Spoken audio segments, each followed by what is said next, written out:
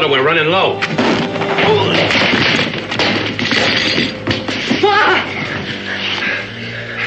Your mother's ballot bills. Quickly.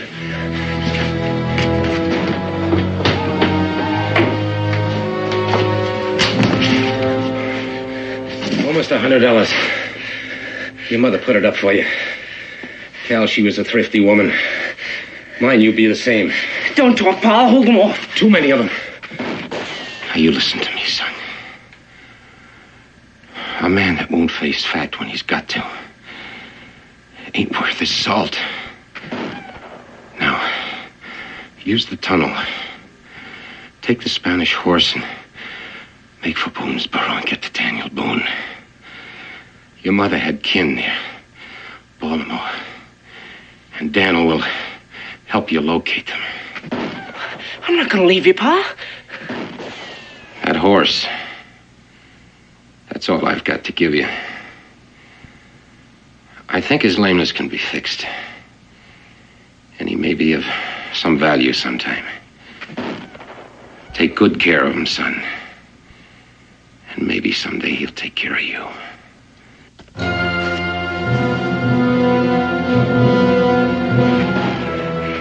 Son, we've had our times together. Now get out of here while you still have a chance. Get going. Come on, boy. Get going. Cal. Take care, son. I'll come back with help as quick as I can, Pa.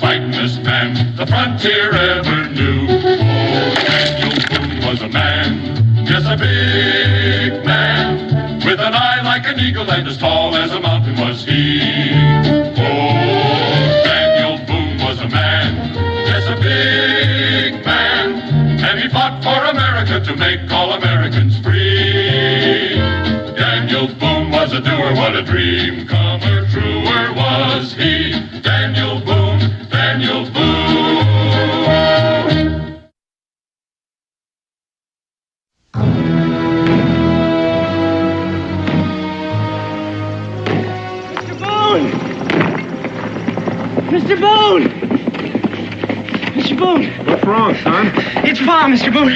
Shawnee jumped us right after daylight. Shawnee?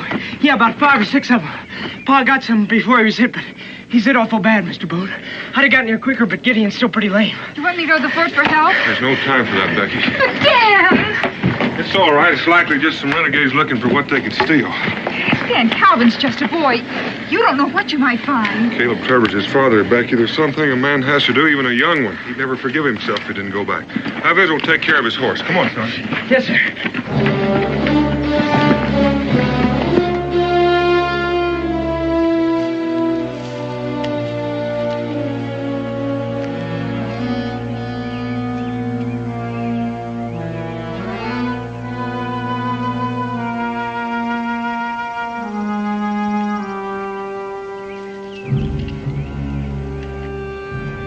Stay here, Cal.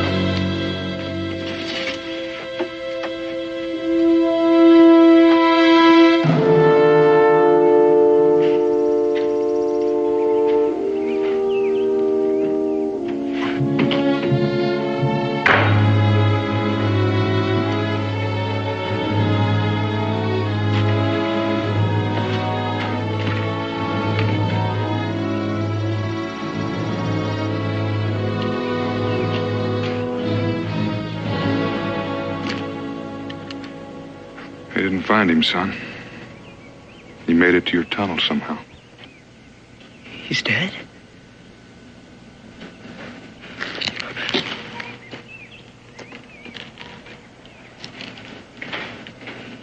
It was all Gideon and I had, Mr. Boone.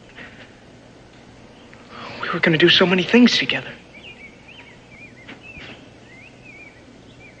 I shouldn't have left him. Cal.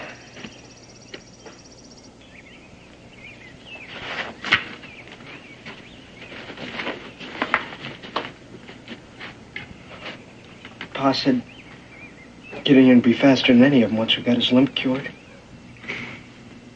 And that's a chore you can finish, isn't it? It won't be the same now.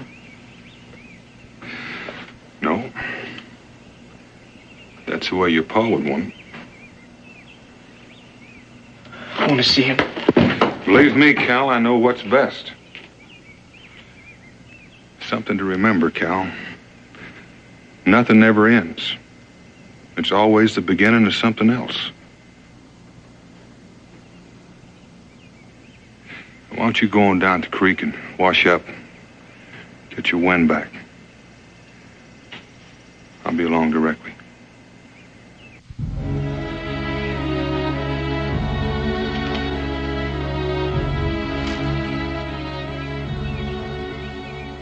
Mr. Boone. He always set store by the shade of that big old tree over there.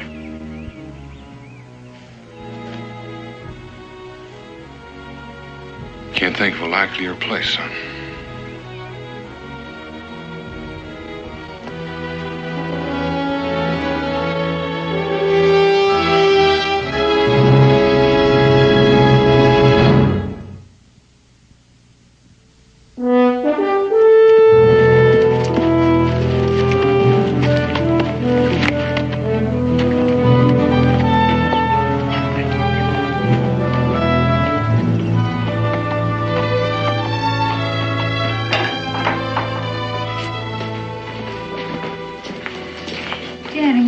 Those letters. Well, I'm almost done. Think you'll be able to locate Calvin's folks? Caleb Trevor didn't leave much to go on. I doubt if he heard much from his wife's people after she died. And they may be a little difficult to locate after all this time. I'm worried about that boy, Dan. I was thinking, if you say so, we can keep him here with us. We could. And we will, if it comes to that. But he needs his own kin, his own blood. He needs to belong. There's no way we can give him that. Just concerned about him, that's all. You know, if I'd give you leave, you'd mother the whole world, Becky Boone. Now, don't worry about Calvin. He'll make his own way. And that's best. Gideon, come on, you gotta try. You gotta put your weight on it. You're favoring it too much, boy. Now, come on. Come on.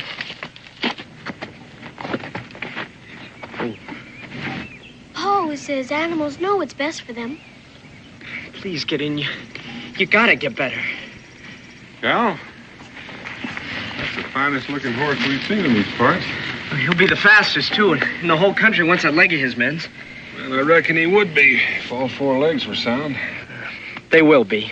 Pa said they'd get well. Did he, Cal? Well, he said he thought the lameness could be fixed. How long ago was it those drovers left him with you? Almost 14 months, but he was getting better. And he was lame when they left him? Yes, sir. But it was that ride over here. I rode him as hard as I could. It sure didn't do that leg any good. Well, he's got a bowed tendon, Cal. After 14 months with no real improvement, it's doubtful if he can be cured. The drovers knew that. And right now, that tendon's mighty inflamed. But Pa said that... Wait, isn't there somebody who could get him well? I've got $100. I'd be... And that $100 is for your schooling. I couldn't let you do that. I don't mean there's no hope. We can try, and we will. Right now, he's got a fever in that leg. And that's the first thing we got to take care of. Cal, what do you reckon would draw that heat out of that leg?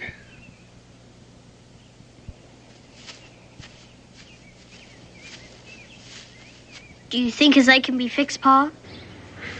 Well, we can try, Israel. Cal's got all of his hopes wrapped up in this horse. Anything I can do to help? Yes. Yes, you can. You can go ask your ma for some rags, and then we'll get some mud and some herbs, and we'll make poultice. Yes, Pa. I've got to tell you, Cal, the chances are pretty slim. I think you ought to face that now. Yes, sir. What'll happen to him, Mr. Boone, if he can't be cured? I mean, will we have to do what they do to horses when they break a leg? There's no point in worrying about that now.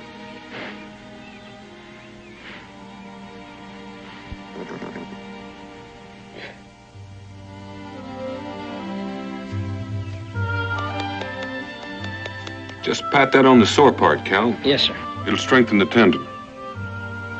It's strong. It'll burn for a bit. Burn? It's all right. It's got to be done.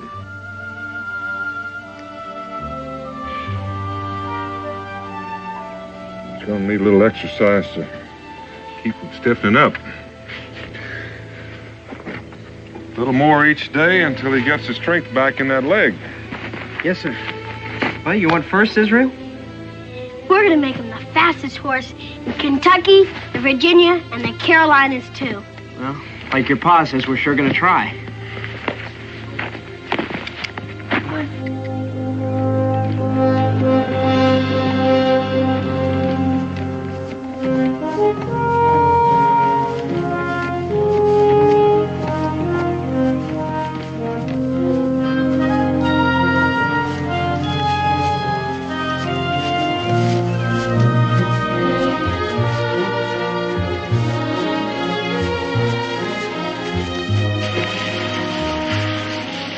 Good, Pa. Oh, boy. Good. Inflammation's gone down. You can start riding him a little in a few days. Give him his rub down. Yes, sir. Come on, get in.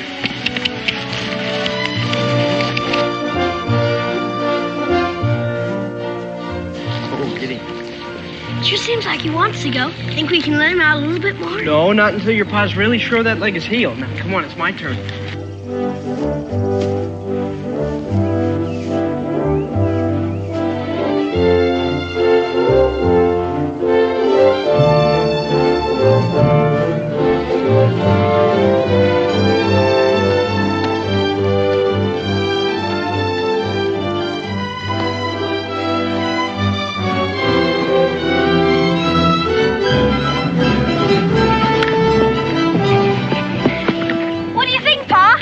Looks like you got him warmed up enough. Let's take a look. See if all that work paid off. What do you think, Cal? Looks good. Yeah. How is it? Sound as a dollar. You sure? See what he'll do. I'll give you a mark, Cal.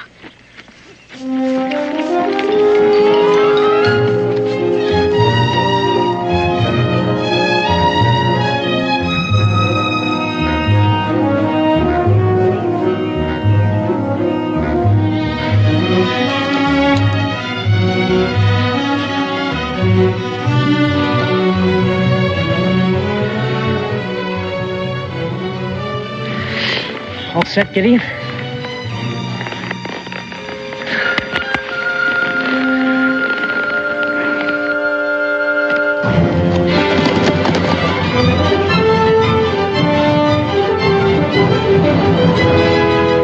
Come on, Cal! Come on! Come on, Gideon! Come on, go! Go, Gideon! Come on! Come on! Attaboy, Gideon. Come on, come on. You know, Dan, another time in another place, you might have been a real sport. Yeah, might at that. It's quite a bit of horse for that boy. Calvin's quite a boy. And you did a proper job on that animal's leg. Yeah, if it holds up, you can't tell about one of those things. Did you put it to the test? Oh, I almost forgot. Cincinnatus gave me this as I was leaving the fort. Came in on a trader's wagon. Come on, Cal. Come on, Gideon, come on. Come on, Cal. Right out, come on. Cal! Israel! Cal!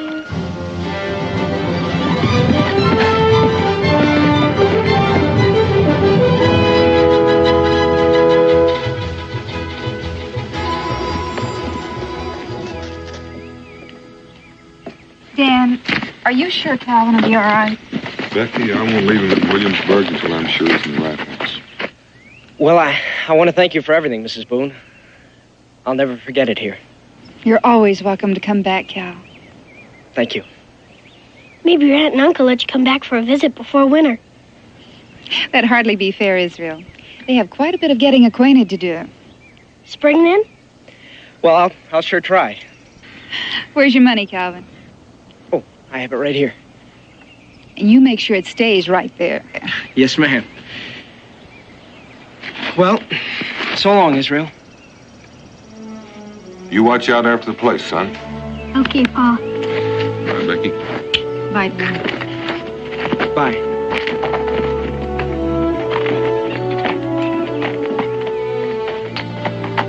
Bye.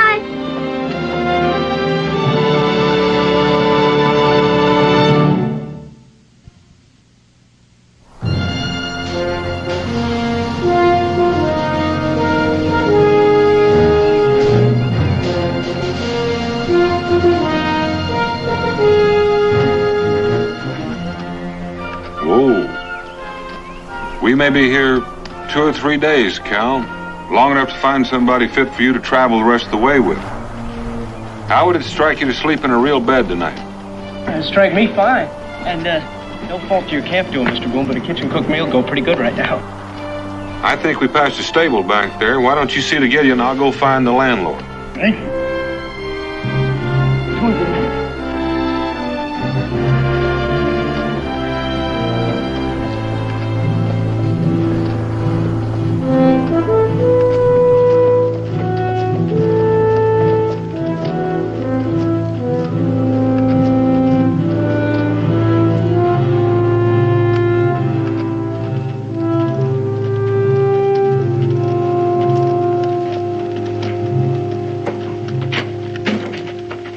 Pardon me, sir. I was wondering if I could stable my horse here. I'm not the proprietor. Oh, well, is this gentleman over here the proprietor? No, he is not. He works for me.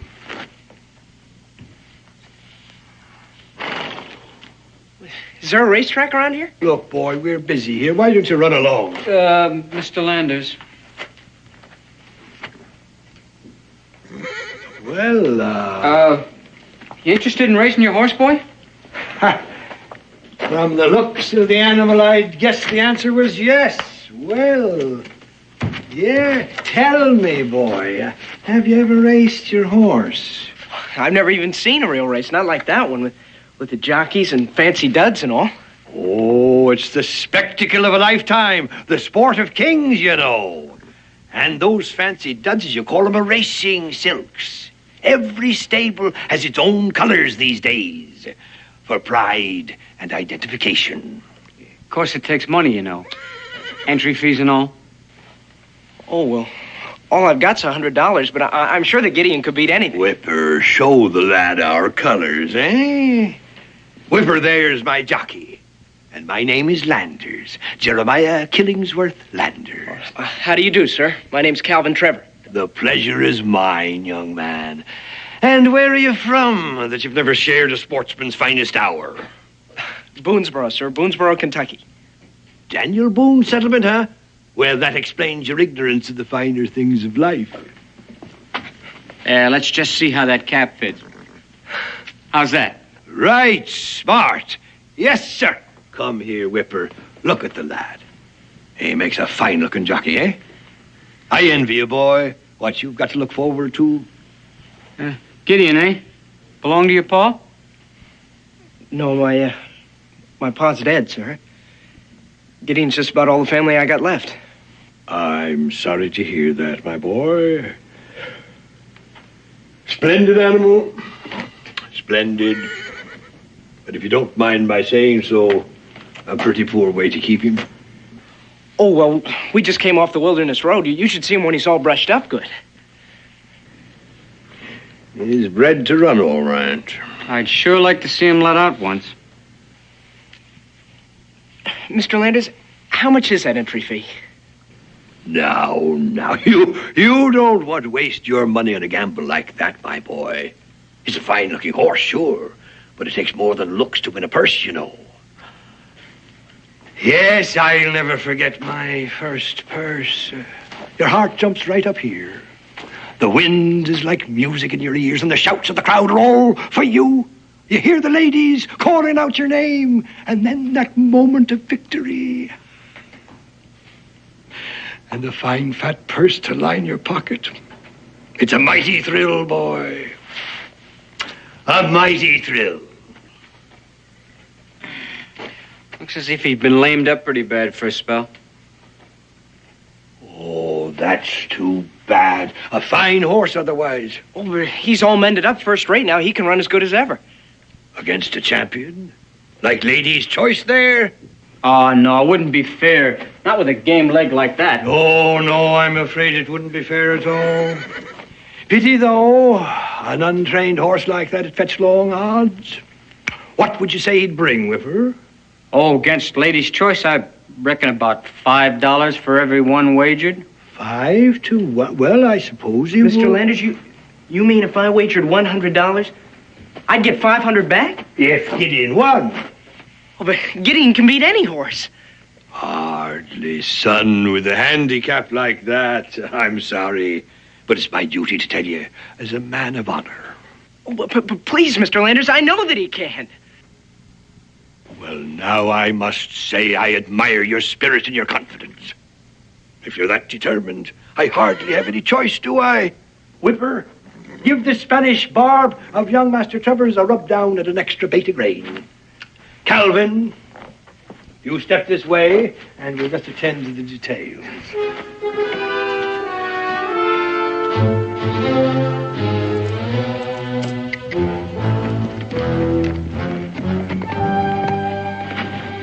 But, Mr. Boone, my pa said that Gideon would take care of me. He My wouldn't want you to schooling. get it that way. But, Mr. Boone, don't you realize And I'm sure he wouldn't want you to risk all the money you have in the world. But Gideon won't lose. Cal, you've never even seen Lander's horse race, and chances are you've never seen a horse race. And yet you're willing to put yourself up against a man whose business is horse racing. Please, Mr. Boone, I don't think I've been cheated. I was the one who wanted to race. I'm sure he made it seem that. But I know that Gideon will win. Excuse me, sir. This is a private club for gentlemen only. Oh? Well, do you have a gentleman by the name of Jeremiah Landers here? Mr. Landers? Who shall I say wants to see Mr. Landers? There he is. Mr. Landers? Well, friends of mine, O'Connell, what can I do for you, young man? Mr. Daniel Boone, Mr. Landers. The famous frontiersman, Mr. Boone. It is a pleasure. Well, that remains to be seen. You are the gentleman that enticed this boy into wagering every penny he has, aren't you? Mr. Boone, I beg your pardon, but those are harsh words. Just plain talk, Mr. Landers. Did Calvin tell you I enticed him? No, but as a matter of fact. And since you weren't present, you're making a total assumption. The wager was made in good faith, Mr. Boone, on both sides. At the young man's insistence, I was scrupulous about that. Oh, I'm sure you were, Mr. Landers. I know your kind. You dangle the bait in front of a fish, and when he bites, it's his idea. I resent your tone and your implications, Boone. I don't blame you. Now, are you going to return this boy's money, or are you? You mind your manners, mister? Boone, I fail to see how any of this concerns you. Daniel Boone, what are you doing in Williamsburg? Squire Breen. What a pleasant surprise. The Turf Club is honored. Calvin Trevor, Squire Breen, an old friend. How do you do, sir? Pleased to know you, son. Is there some problem, Daniel? Well, there won't be if this gentleman will return the money he took from this boy. Took, Daniel? Now, he called it a wager. Squire, I protest this indignity, and on club premises. Gentlemen, there is no need for public display. Will you follow me, please?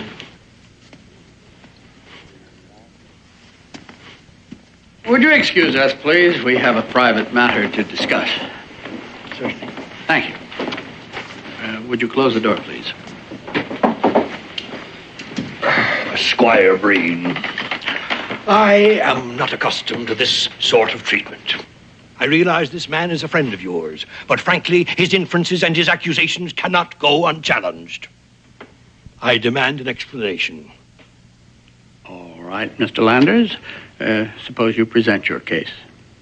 Well, it's very simple, Squire. The lad here has a horse he fancies. He importuned me at the stables, and taken by him and by his horse, I foolishly, it seems, agreed to a match race. With a $100 bet, a professional jockey and one of the fastest horses in Williamsburg. At 5 to 1 of my own money, Boone, show me anything wrong in that. If Mr. Landers is guilty of anything dishonest or dishonorable, the Turf Committee is empowered to permanently bar him and his horses from every racetrack in the country. He will never race again. You do own the horse, son? Yes, sir. You understand the wager with Mr. Landers? You made it willingly? Yes, sir. You see, some kinfolk near Baltimore offered to take me in. And, well, I reckon they're on kind of hard times. Leastways, they couldn't come and fetch me after my pa died. Yes, go on. Well, I had this $100, and it didn't seem like much for anybody with an extra mouth to feed. But $600 now, that seemed more like a fair amount. Maybe get me some schooling, too. You see, Squire, Calvin has never ridden in a race before. His horse is untrained. That horse and the $100 is everything this boy has in the world. He did make the wager, Daniel, and he is a free agent. You understood the risk? Oh, yes, sir. Well, we all realize you're inexperienced, son, and we don't want you to feel that you're being intimidated. That is, we don't want you to think that you will be made to accept the wager with Mr. Landers if you feel that he has in any way been unfair to you. Now, if you do, now is the time to speak up.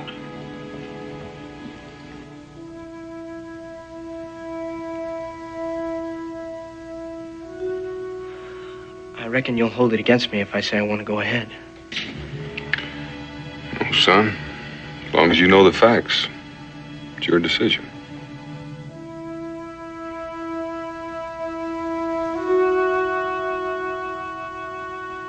I want to race, sir. Spoken like a sportsman. All right, then, it's settled. I understand your concern for your young friend, Daniel, but Mr. Landers has some right in the matter, too, and some lessons are best learned early in life. However, I believe it is customary for an impartial referee to hold the stakes in a wager of this sort.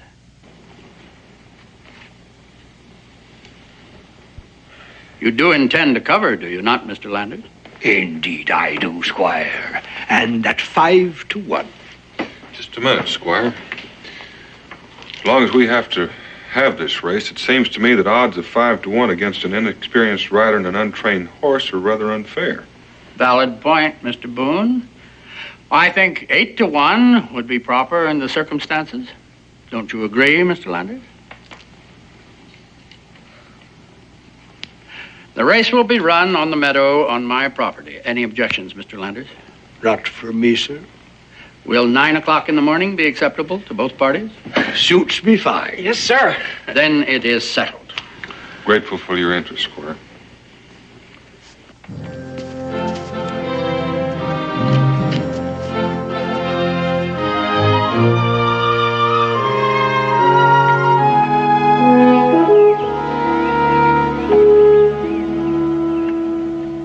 Looks like he's ready to go.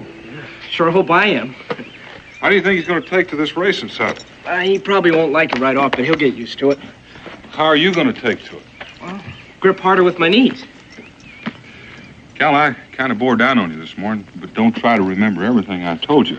Oh, I'll remember. I'll stay low over Gideon's neck so the wind won't slow us down, and I'll hold him in at the start of the race. Right, it's dangerous to get too far behind, but you have to have something left for a finish. And Cal, stay away from Lander's jockey. Don't let him crowd you. If he's anything like his boss, he'll have a few tricks up his sleeve. I'm just telling you so you'll be prepared and he won't surprise you. Good morning, Daniel. You two ready for the big race? Ready as we're going to ever be. Here, Calvin, something to boost your morale. I'd be proud to have you wear the green silks for your first race. Better get them on right now. It's almost time for the race to start. Yes, sir. Thank you very much. I'll take Gideon out in a bit. You want me to give that kid a real dusting? I don't care how you ride this one, Whipper, as long as you win. I can't wait to see the look on that big backwoodsman's face when the bar's foreleg gives way. Yes, get in front and let the boy eat a little dust. Go good. I wasn't too sure Gideon recognized me in this outfit. You look fine, boy. Come on, I'll give you a leg up. Gentlemen, your attention, please. It is now time to race. The course for the race will be this straightaway meadow track. You will start at the pole at this end of the meadow. Race between these poles, around the pole at the other end of the meadow, back up the track with a final turn around the starting pole to the finish line here. The signal for the race to begin will be a shot from this pistol. Are there any questions, gentlemen? No, sir. Take your horses to the starting line. Good luck, Cal.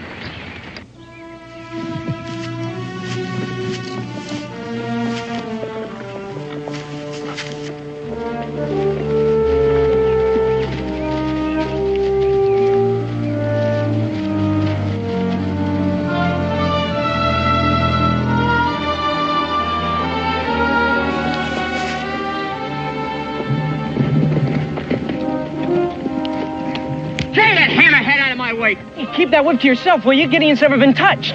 It's about time he learned a few things, kid. It's about time you learned a few things, too.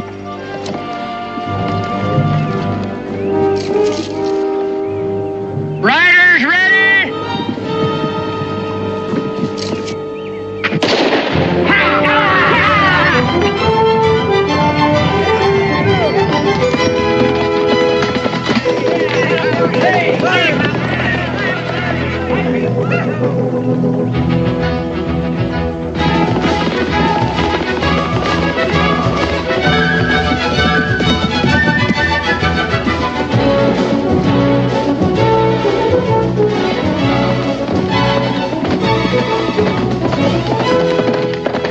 You're a good teacher, Daniel. That boy can ride. Now it's up to the horse.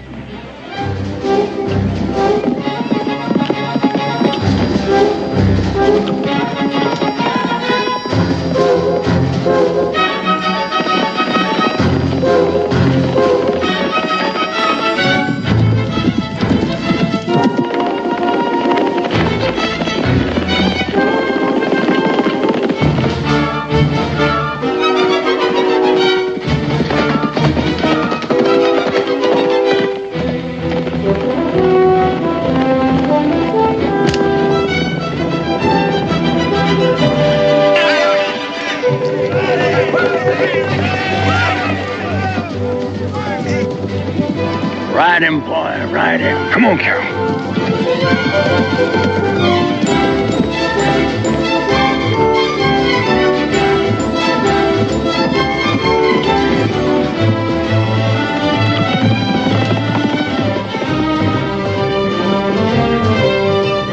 Come on, Cal.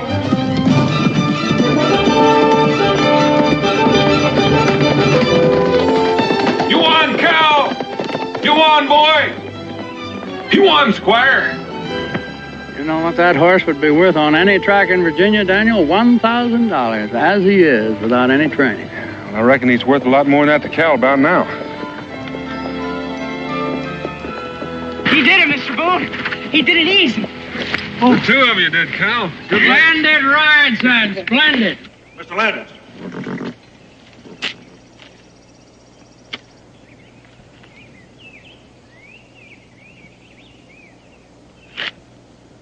Gentlemen, let me have your attention, please. I have an important announcement to make.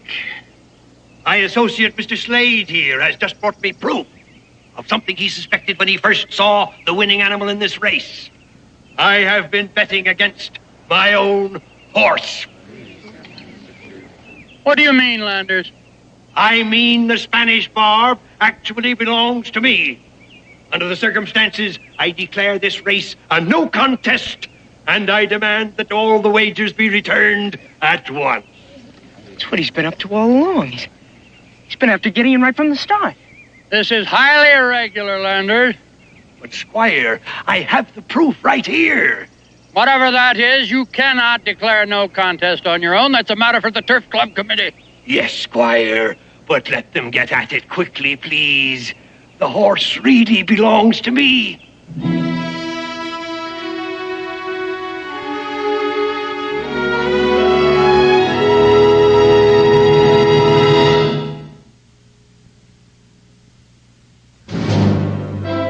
Certainly appreciate the time, Squire. This may not be as simple as it seems on the surface. That's exactly why we organized the club, Daniel. We volunteer our time to settle any disputes as fairly and amicably as possible. You can't ask for more than that. Well, gentlemen, I'm happy to say I think this will not take all day. Here is the bill of sale. And I have all the other documents with me. Gentlemen, I have a bill of sale for a yearling Spanish Barb that was bought in at auction in New Orleans.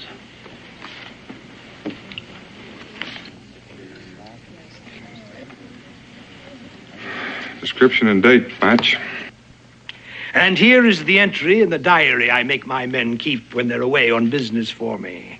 It clearly states the same horse pulled up lame and was left with a man named Caleb Trevor near the settlement at Boonesboro. There's no question but what it's the same horse.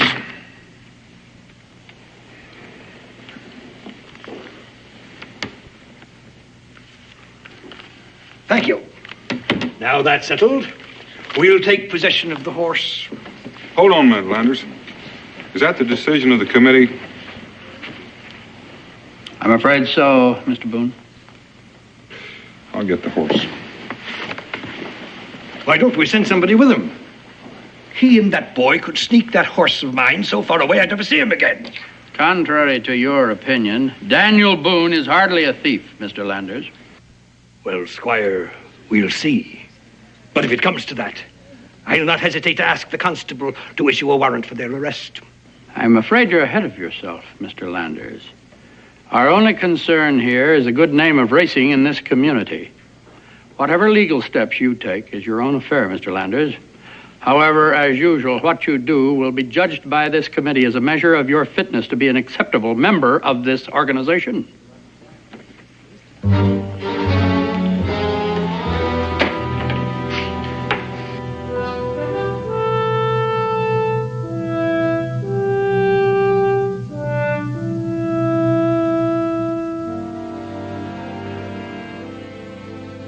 I knew you'd outrun that horse, Gideon. Pa was right. And now they want to take you away from me. It's not fair. You're my horse. You belong to me.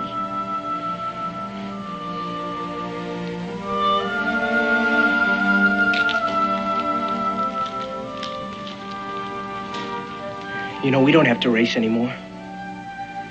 We don't need racing or towns or any of this.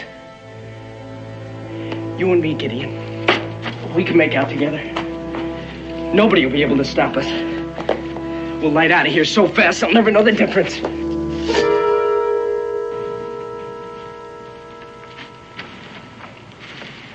I never figured you'd run from trouble. I'm not going to let them have Gideon. Cal, you were called upon to become a man real early in life. You've done a real good job up to now. I don't care what that Mr. Landers says. Gideon doesn't belong to him. When those drovers left him with Pa and me, they gave up claim to him. And now that he's sound again, it's just not fair. Maybe not. All of what you say is true, Cal. But Landers has a legal claim on that horse.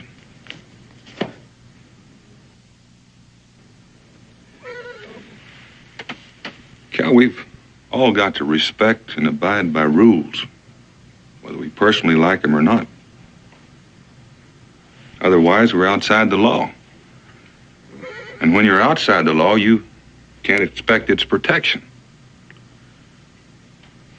So if you take Gideon, the law will be obliged to come after you. Mr. Boone, I just can't give him up. My pa said for me to hold on to him. I knew your pa, Cal. I'm sure he said a lot of things that might help at a time like this.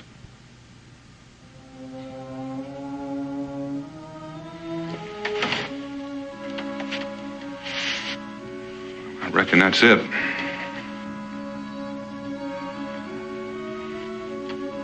I'm sorry you feel that way, Cal. Mr. Boone?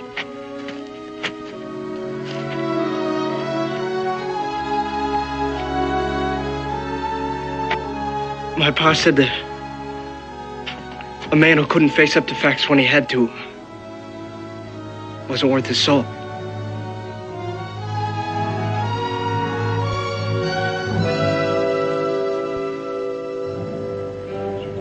Mr. Landers? They're coming. Boone and the boy.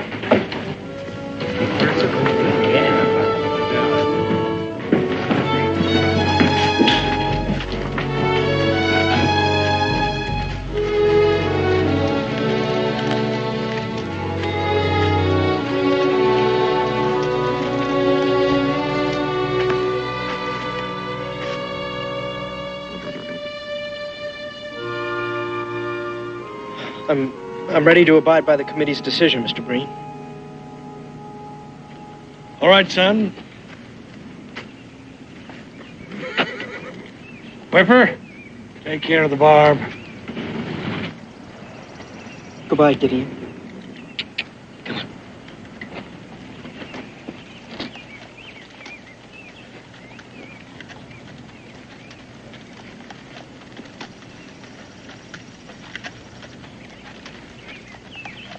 Well, now that that's settled, gentlemen, I'd like to buy you all a drink. There's one thing that's not settled yet, Mr. Landers. The wager. That's ridiculous. It was a no contest. Well, now, the way I see it, it was a wager that one horse would beat another. Ownership has got nothing to do with it. Gentlemen, the decision of the committee is unanimous. In the interest of sportsmanship and fair play, we hold that the race today was a valid contest. And the wagers staked shall now be the property of Master Calvin Trevor. Squire Breen. You still got the horse at a bargain, Mr. Landers. Of course, if you would be interested in selling... Just 1 minute, Squire. There's still a small matter of paying this boy for taking care of his horse these past 14 months. A valid point, Mr. Landers. All right. At 85 cents a week, $50 ought to take care of it. That may be the going rate in Williamsburg, but it's different in Kentucky. Now, just a minute.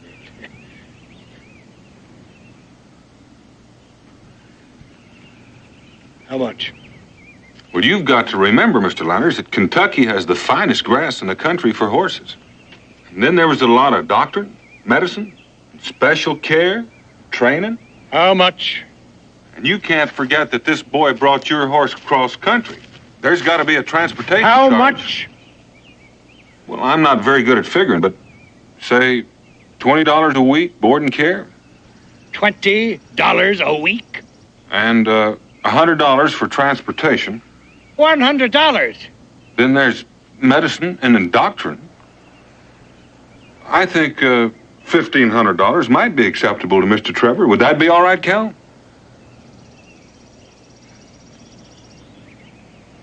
Are you going to stand there and sanction this highway robbery? Well, your drovers never made an agreement with Mr. Trevor, I understand. Therefore, it seems perfectly proper for Mr. Trevor to present his bill for services rendered. For $1,500? What? It's more than the horse is worth. There might be a way of settling this, Mr. Landers. If you were to give Cal here a bill of sale to that horse, he might call the whole thing square. Sounds like a sensible solution. That is, if it is acceptable to Mr. Trevor. Boy, it sure is.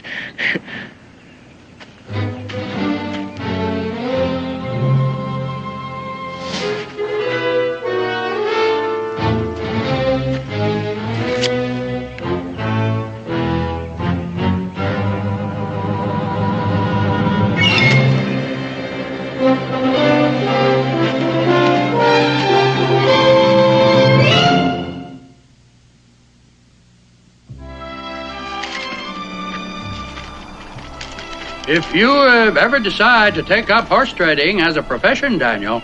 Oh, no, Squire.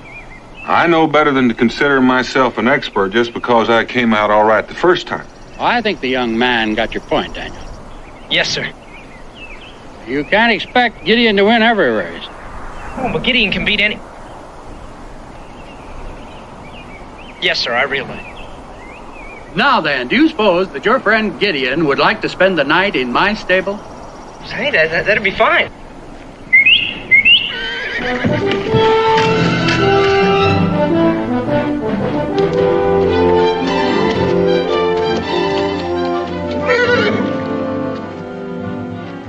Well, I'd be honored to have the two of you spend the night with me, too. We could talk about getting Calvin to Baltimore over supper. I might even take him over myself. Well, now, Squire, you wouldn't have in mind Gideon taking on some of those high steppers in the city, would you? I might. I just might.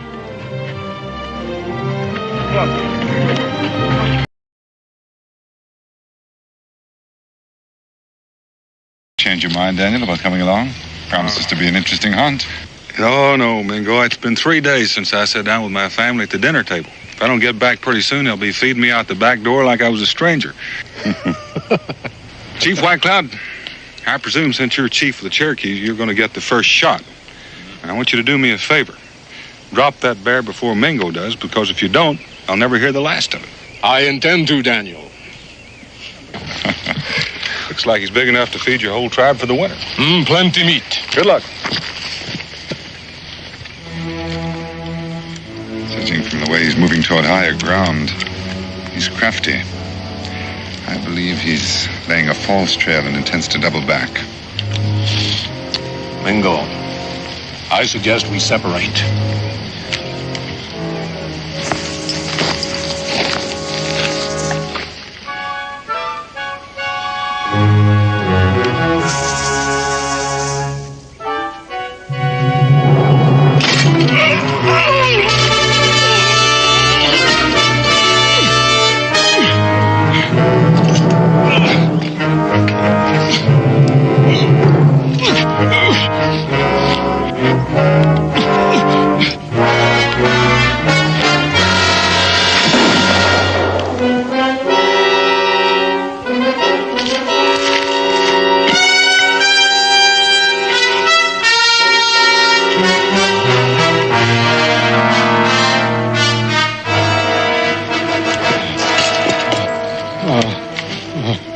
Mingo, man.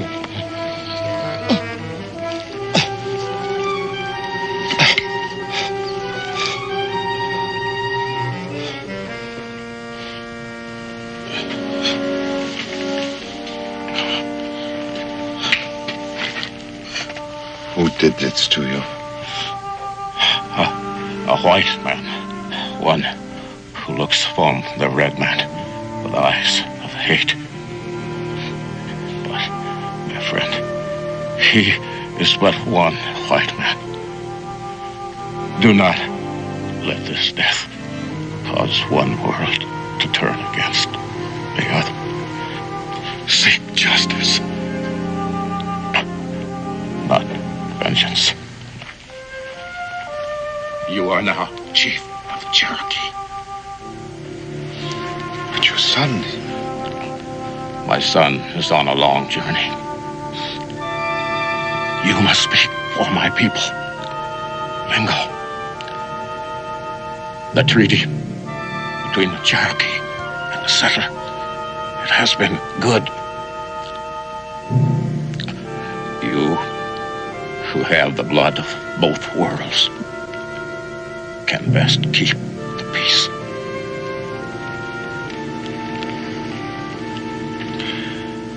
It will be difficult when the braves find out it was a white man.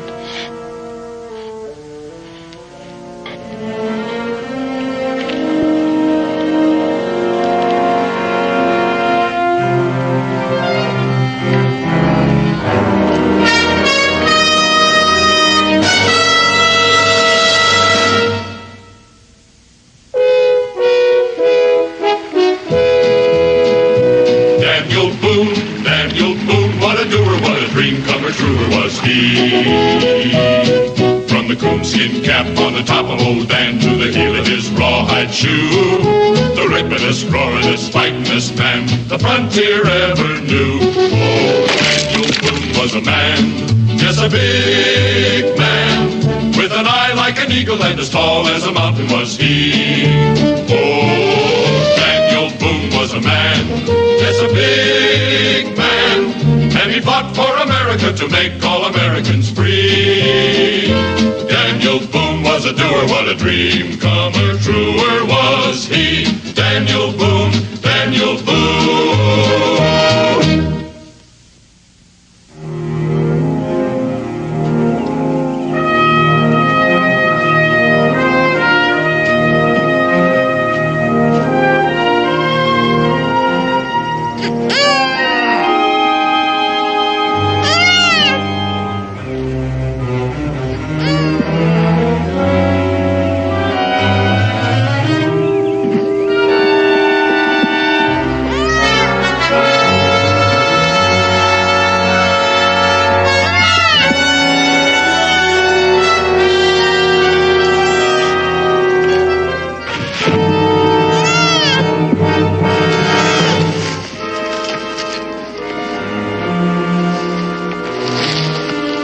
Jiffy. Stay put, mule. Stay put. Back, back.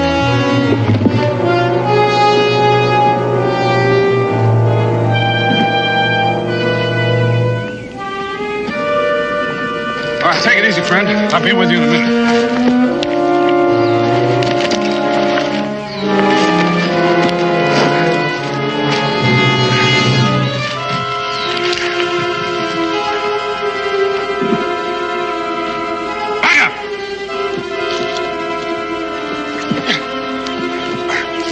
Get your hand on it.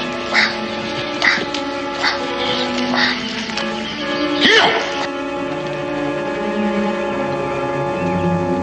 Easy, friend. Easy. Go on!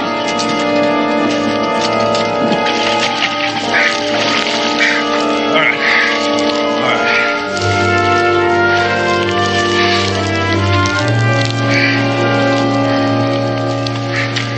right. Much obliged. Hawkins, Sam Hawkins. Sam Hawkins. Daniel Boone. Boone? I heard tell of you. Well, maybe I shouldn't ask how you got in there. Maybe it's best you shouldn't. Near dark. Hate to see a man journeying wet to the bone, his belly empty. I'll make you a proposition, Boone. I got a grizzly half-skinned up there. You start a fire and I'll cook us up some meat.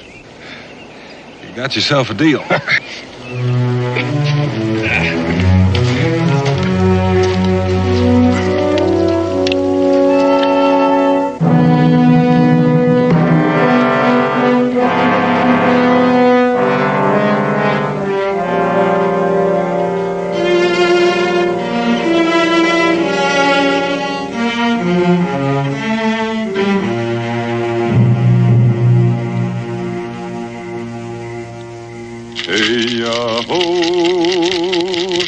Hey-ya-ho, hey-ya-ho. hey-ya-ho, hey-ya-ho, hey-ya, hey-ya, hey-ya-ho, hey-ya-ho, hey-ya, hey-ya, hey-ya-ho, hey-ya-ho. The white man has broken the treaty, murdered our chief.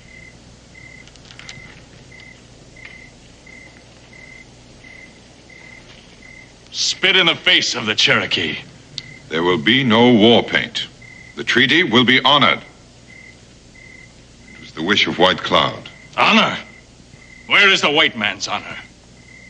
He who killed our chief must face Cherokee justice. One man. Yes, I agree. The murderer will be brought to Cherokee justice. He will lose himself in the white man's world.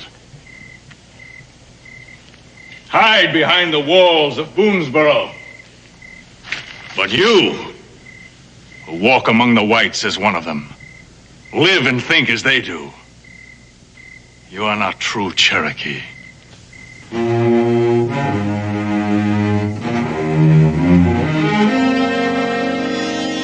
I will find the murderer of our chief, and I will kill him.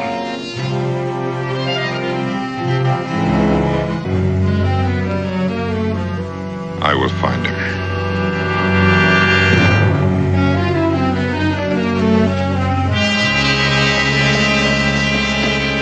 My cabin's just through the trees over there. How about having supper with us? My wife and son would want to meet the man who saved my life. Well, thank you, Daniel. But I just ain't used to being around civilized folks, especially women. I've been out in the wilds too long. I figure my manners still are.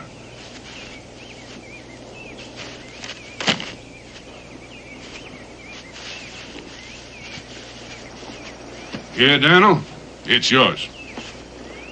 I'm the one that ought to be giving you something. Well, Daniel, I won't fight you if you stand me to a drink in the tavern. Well, I'll meet you there later.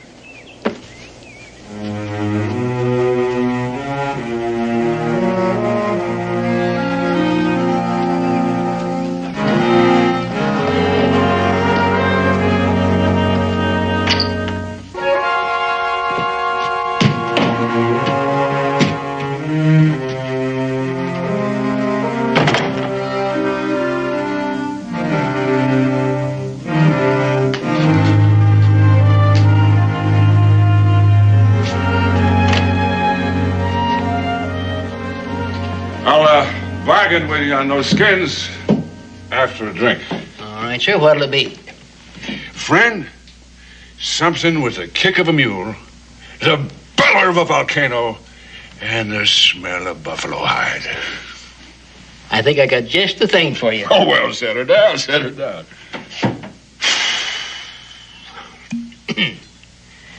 There you go.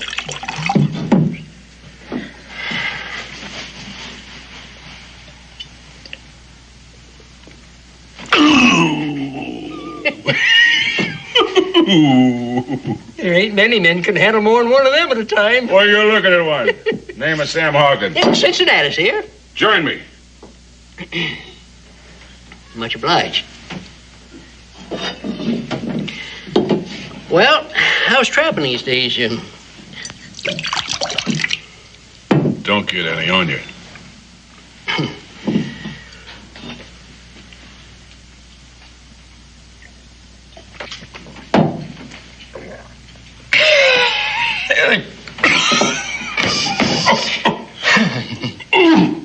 Brother, how do you keep that potion corked? As long as these boys staying around here with their mouths wide open, might as well pour something down in it. Come on, come on!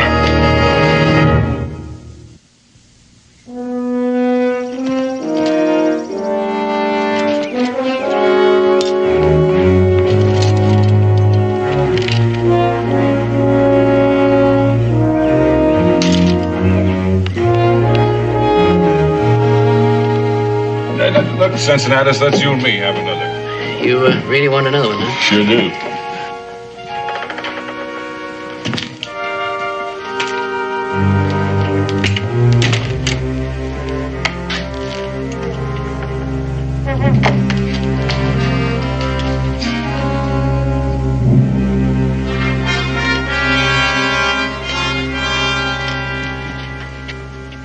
Now, when some feathered vulture messes with my trappings, he's asking to get skinned. Elk? Rare in this part of the country. The only elk existing in this territory are in Cherokee land. Well, now, what makes you think so, Injun? Only a few migrated to the north of here last year due to a shortage of food. White hunters killed most of them. Those that survived the slaughter found sanctuary on Cherokee hunting grounds. The Indian kills only what he needs. Well, now, it's none of your nose, Injun, but that's just where I come from. North. There's elk so thick up there, they warm themselves at your campfire. I took this skin 4 days ago, north of here.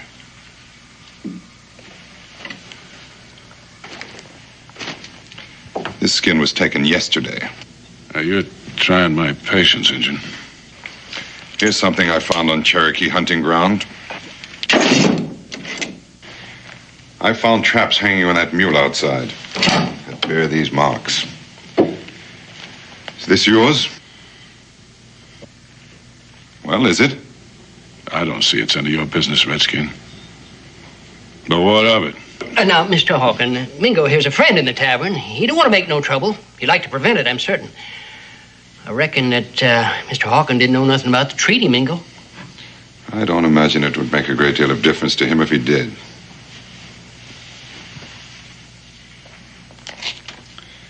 Chief White Cloud is dead. Murdered. I found him with his leg crushed in this. I set my traps. What kind of varmint walks in them, I got no say. I don't take to drinking around with no liar. So's one of us is going to have to say his goodbyes. Cincinnatus, pour me a drink. Never mind, Cincinnatus. You can have mine. Riled. Fire-eyed and touchy as a tea-snake. Look at there. Can't wait to collect myself another white scalp. What's the matter, Injun? Only scalps in your wiki-up women's and kids? Now you're trying to get yourself a man's?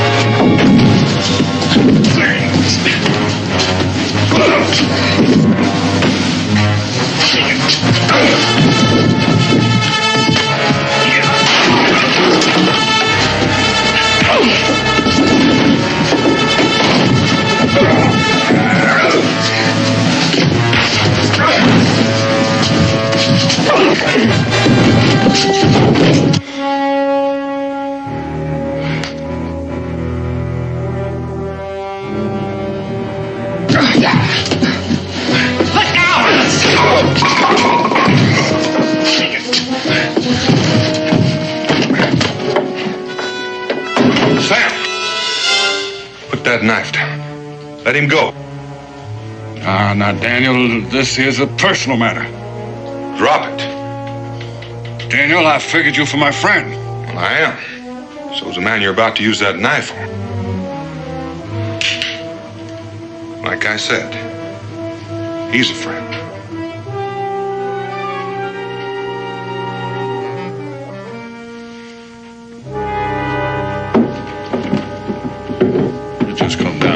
My ladder, Boone. I judge a man by his friends. Well, that's as good a way as any. Just remember, I count you among them. Now, I would appreciate some explaining. Chief White Cloud has been murdered by this friend of yours. He's a liar. I discovered him myself, with his leg caught in this, and a rifle ball in his chest. Why would Sam want to kill White Cloud? Ask him. But one thing I'm sure of, he knew he was on Cherokee land illegally. A trap, Sam? Is that yours? Well, that's one of them, Daniel. I set plenty of traps. I got no say about what or who walks in them. Being on Cherokee land don't make Sam a killer. You might think a little differently if he had a knife at your throat. First you call me a coward, then a liar, now a killer. You sure lean real heavy on being a friend of Daniel Boone's, ain't it? Daniel, if I was to kill me an Injun, it'd be face to face. I don't need no bear trap hanging from one of his legs. Mingo, let you and me take a little walk.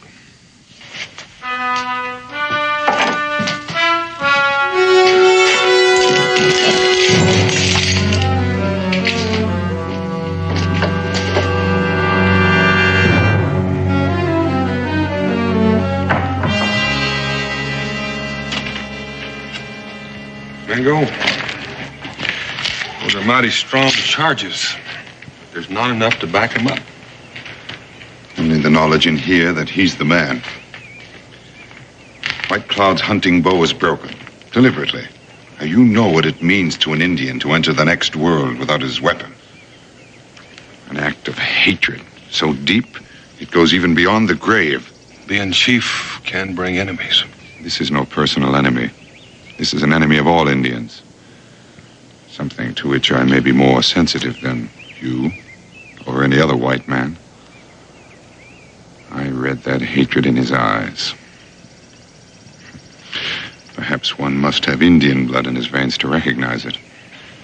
It's hardly evidence that'd stand up in a court of law. There's never enough evidence in a white man's court to convict a white man of killing an Indian. With the evidence we have, he'll get a fair trial under Cherokee law. Based only on the evidence. No, there's too much emotion here, Mingo. He could only get a fair trial someplace else. Daniel, there's a part of me that's been too long neglected. And that's the part that I must think with now. Think or feel? Hawkins could never stand a chance under Cherokee law. What chance did White Cloud stand? Daniel, this is a crime against the Cherokee. You have no right to offer him your protection. Maybe not. But I won't refuse it. He saved my life. I just can't think a man like Hawkins could commit murder in cold blood. Think or feel?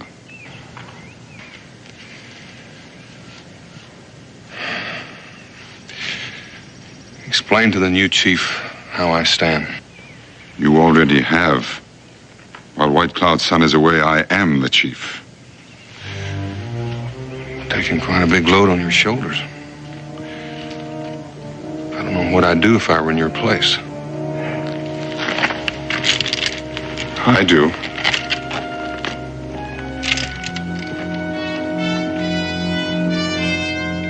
And I grabbed me a handful of them flailing redskins and I shook him and I sorted him out until I found me a chief.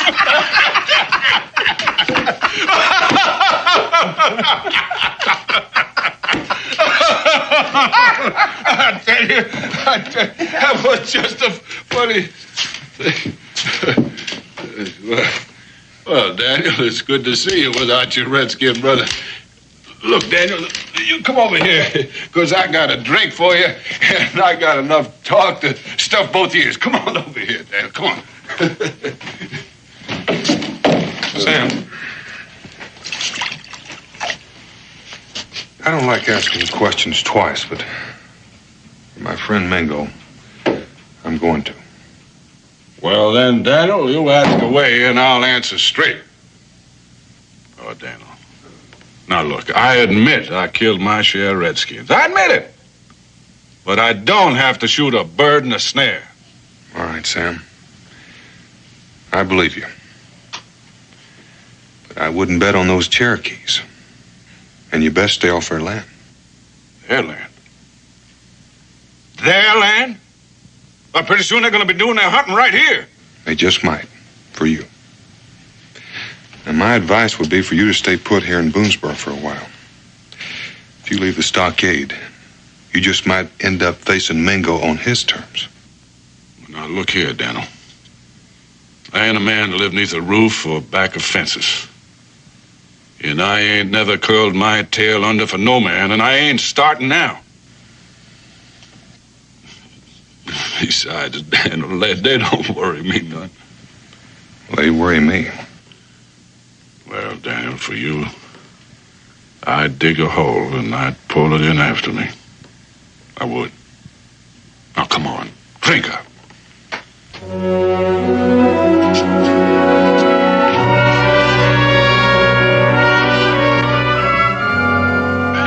Good night. Good night. Now, you're going to put this right over here. Oh, don't. Wait. And you are going to get up them stairs right out. And you're going to bed. Now, go on. Go. Well, you watch what you're doing. I'll do it. Well, then go on. I'll do it. I swear that man's going to get the best of me yet. Look at this. Look at that turn. Well, he's all yours. Much obliged. Becky's going to be expecting me. Well, I tell you what, I'll just walk you out to the gate.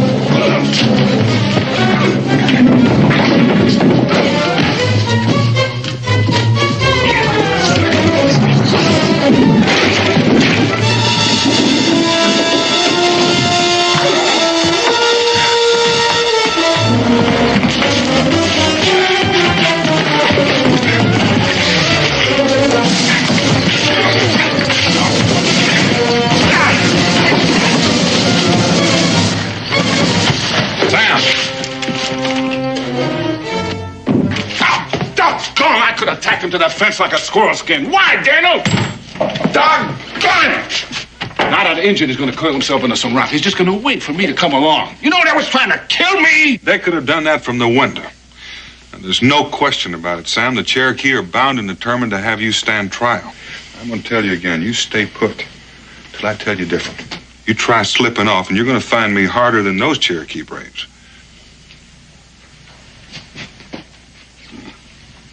No. Thanks, Daniel, for plucking them redskins out of me. Let's return the favor, Sam. Well, I reckon that little old bed's gonna sleep just dandy. That Hawkin fella, the next drink he gets from me is gonna be turpentine. Isn't that what you always serve?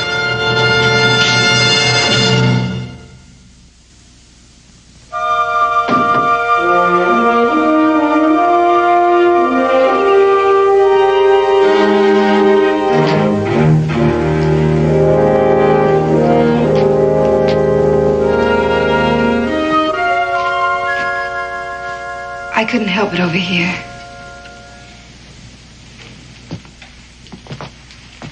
Dan, what are you going to do? Don't have much choice, Becky. With the Cherokee Council demanding that Hawkins stand trial. But they're already sure he's guilty. That's right. You can't let that happen. No, Becky, I can't.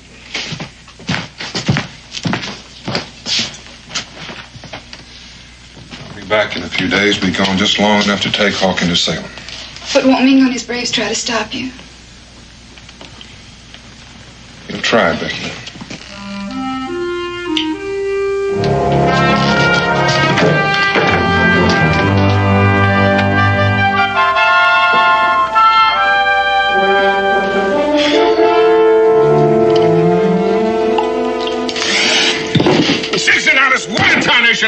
That tastes tastes like you wrung out some moccasins in it. It's coffee with my own recipe for a whiskey aching head.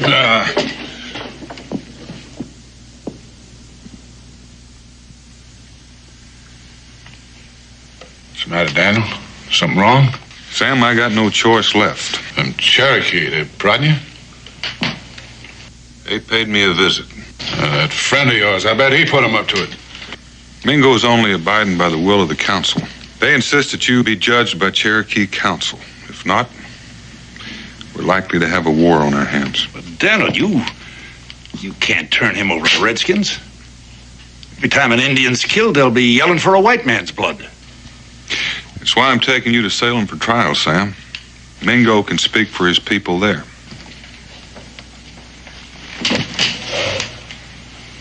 A court of law? Jail? Maybe. Till your trial comes up. Oh, Daniel, I lived wild too long to be caged. I like sleeping under the sky, waking up with the sun in my face. Only thing in this life I'm afraid of is four walls and a locked door.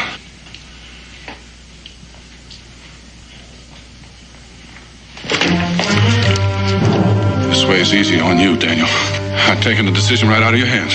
There's too much at stake for you just to walk away, sir. Well, like I said, I ain't the one to be caged. Daniel, I reckon I won't be needing this in Salem, Daniel.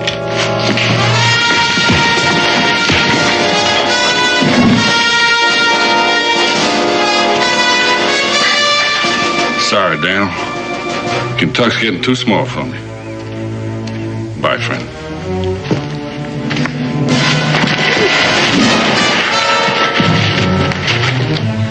I reckon you're gonna need convincing. I reckon I will.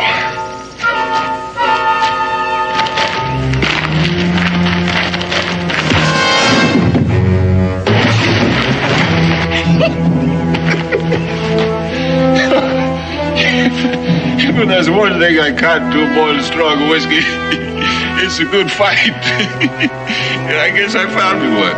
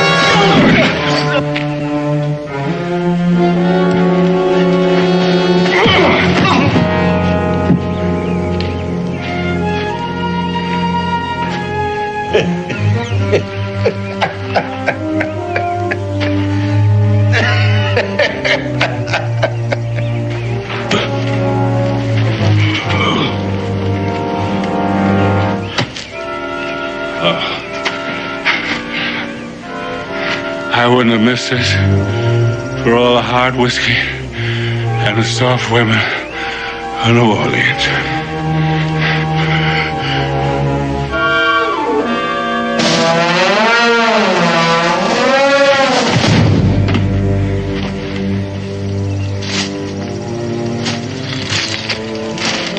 Hold up, Sam. You're gonna get your feet wet. Well, you're sure taking a roundabout way to lose that Mingo. It may not be the shortest, but it's the safest.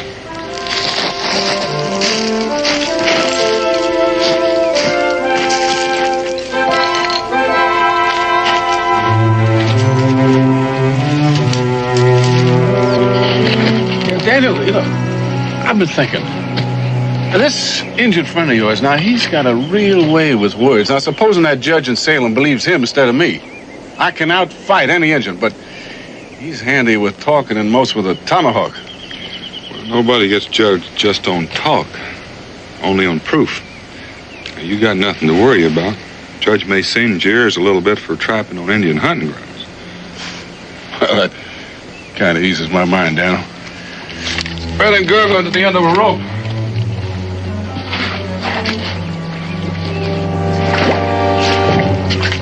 Down that rock.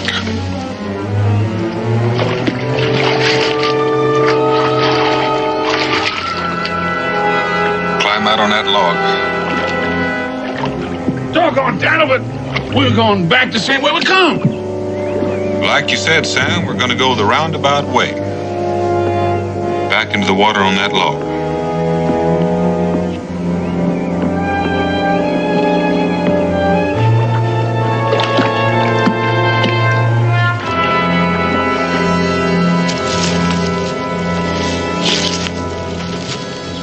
Daniel, you keep running me like this, ain't gonna be enough left of me to hand over to that judge. Thank you.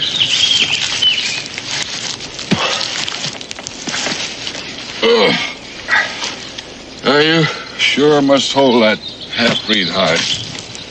I do. Yeah, well, Cincinnati's told me they only wore moccasins on his mother's side. But just being part Indian sours the whole barrel. But man, to feel as you do, you'd have to have good reason. I wasn't born hating. One night, I seen this fire light in the sky. Homestead. Time I got there, it was near burned out. Indians torched it. I drug out an old woman. So small, why, you could hold her in the cup of your hand. Delicate like a hummingbird. Not enough breath in her to blow out a candle.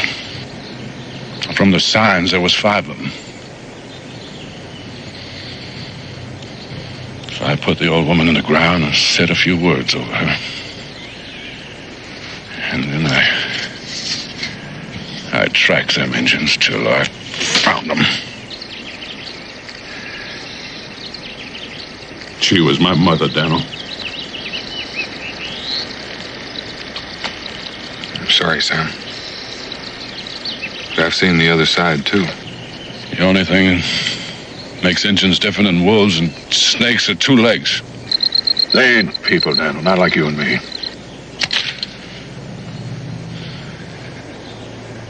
I'll stop hating. The day I die.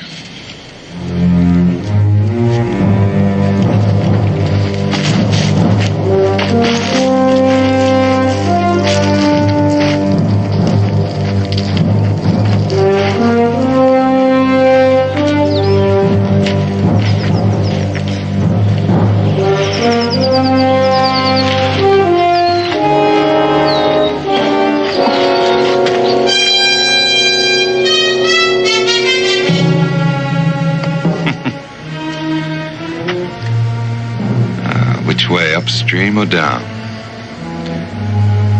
You've bought yourself some time, Daniel, but it remains to be seen whether it's enough.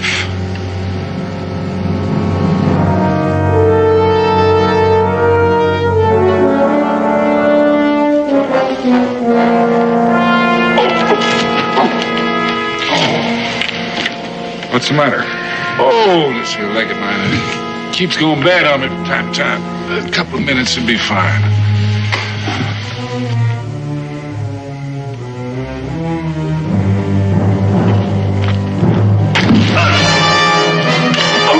No, Daniel. That arrow could just as easily have gone into his heart. He's going back for a Cherokee tribe.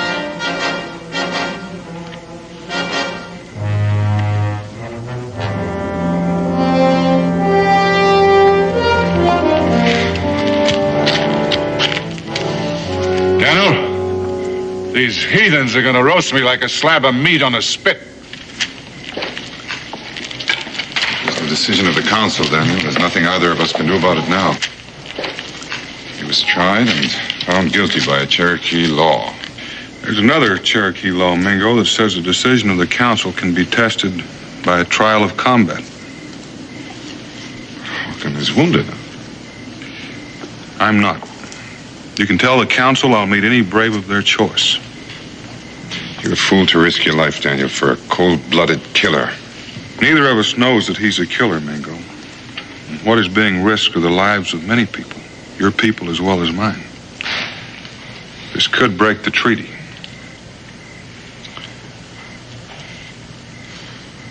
I'll speak to the council. The decision is theirs.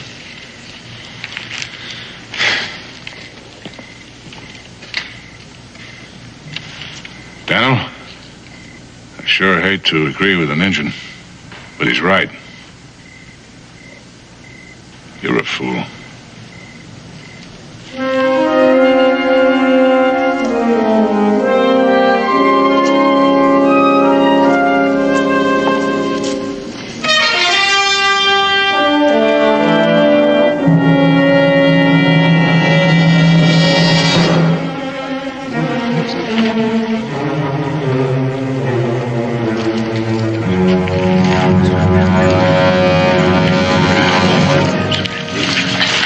We have chosen a warrior to defend Cherokee honor.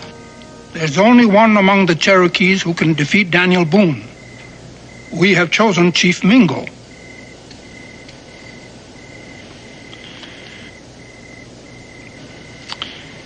The council honors me in its choice. I will defend the right of the Cherokee with all the skill and strength at my command. And with your life.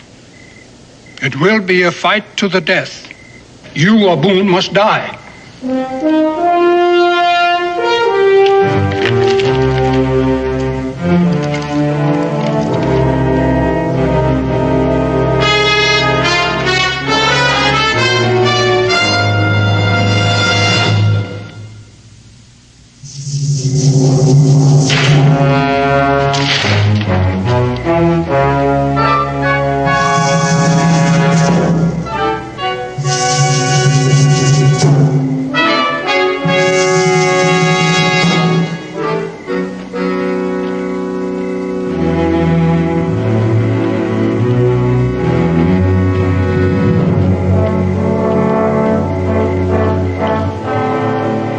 Hits the ground, we begin.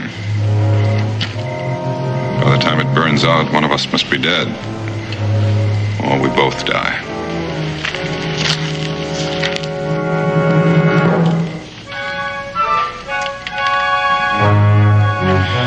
Whichever one of us does live should do all in his power to see that the white man and the Cherokee continue to live in peace.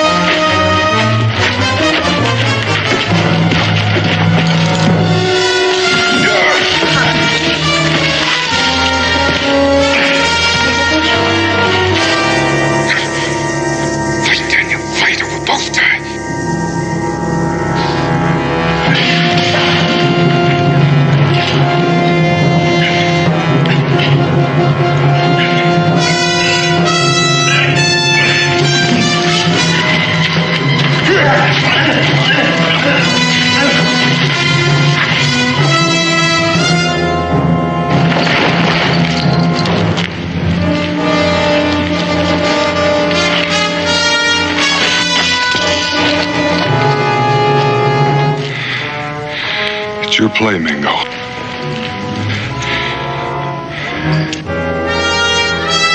You'd best make it.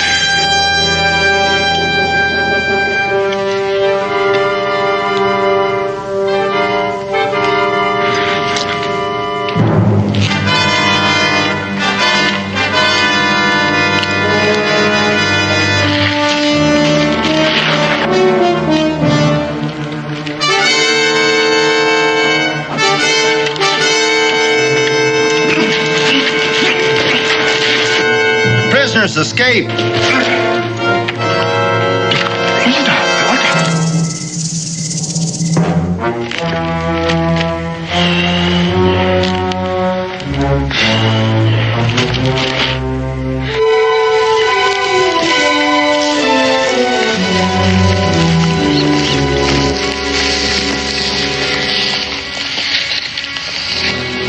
Heading for Shawnee country.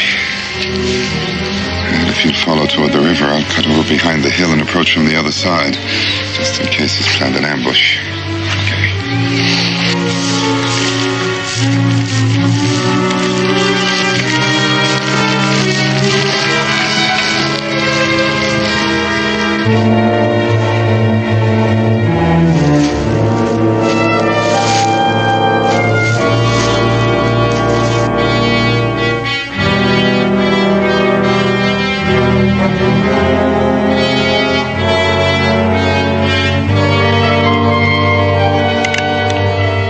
Turn around, Daniel.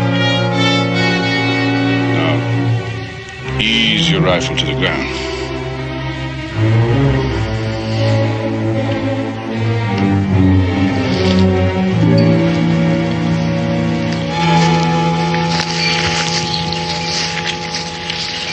I see you won, Daniel.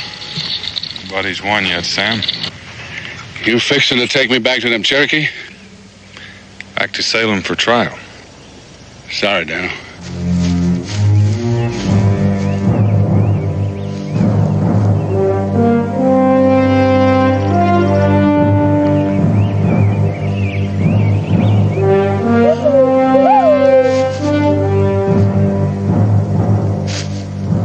I was hoping you'd kill that silk-tongued half-breed. He's warning us.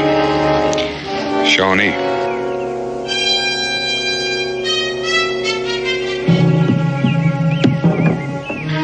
Clear out of here before they spot us.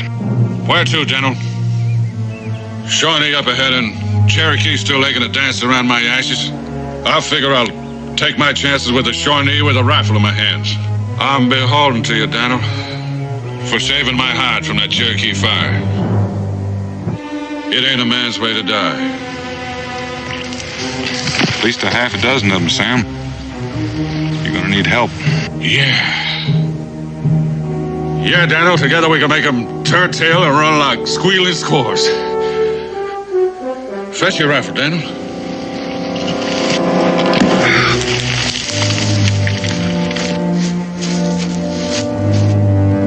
Hold it, Engine. He calls you his friend. If you are, I'd get him out of here.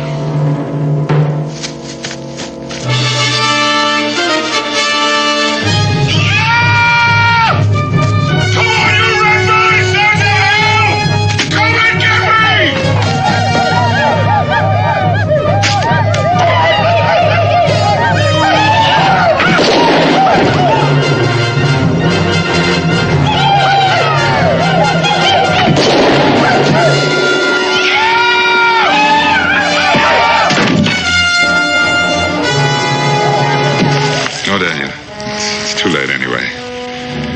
You saved my life once, Mingo. You saved it again.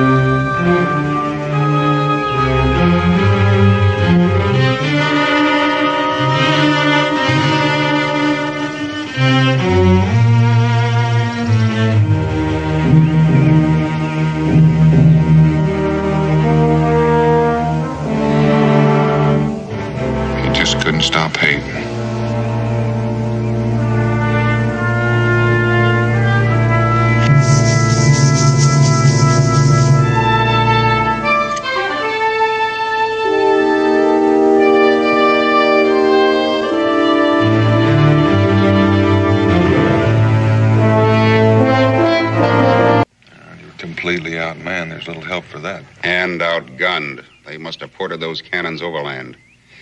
Dan, I've got orders for you.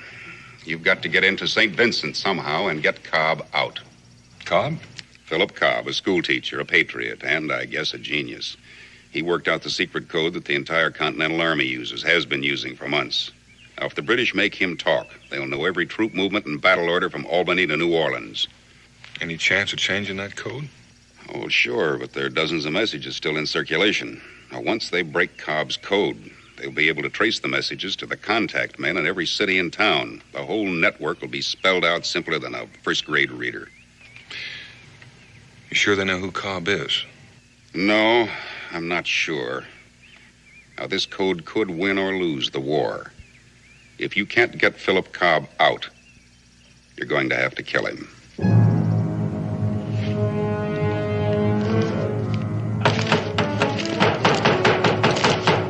Professor Cobb! Professor! Open up! Professor Cobb! Professor, open up!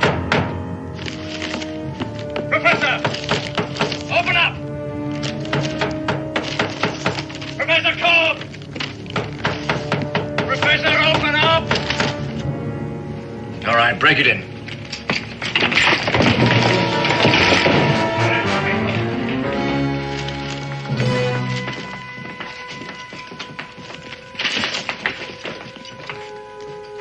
Professor Cobb, you're under arrest. I know. And you also know that the city has been under British military authority since 8 o'clock this morning. It is under that authority that I order you to turn over all notes, papers, and memoranda in your possession. There are no such things in my possession any longer. There they are.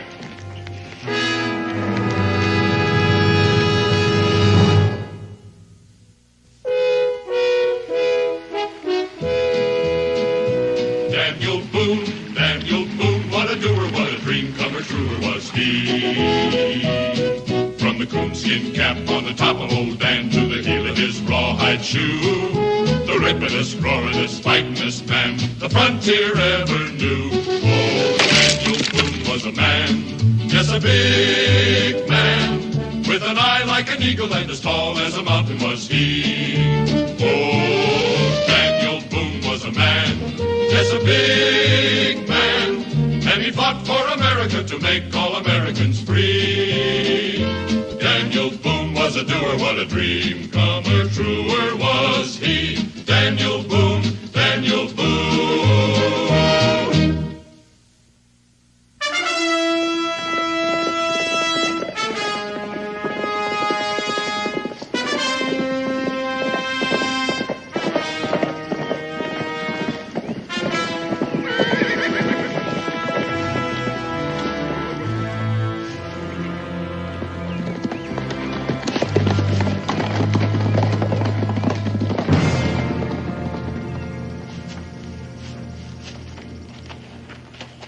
What's your business here, sir? Any kind of heavy work that needs doing. Carrying brick, chopping wood, loading wagons. Town looks deserted. Where is everybody? Staying in their homes, out of trouble. Trouble? What do you mean? This community's under martial law, sir. If you're planning on coming in, you'll have to give me that rifle. Well, I wasn't planning on shooting much game in St. Vincent's anyway. You can pick it up when you get ready to leave. There's a sundown curfew. If you're seen on the streets after dark, you'll be buried with full honors, sir. I'll keep that in mind.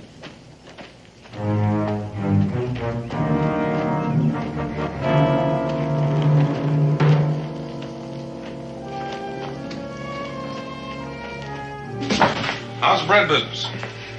Daniel Boone. When'd you get here? Just now.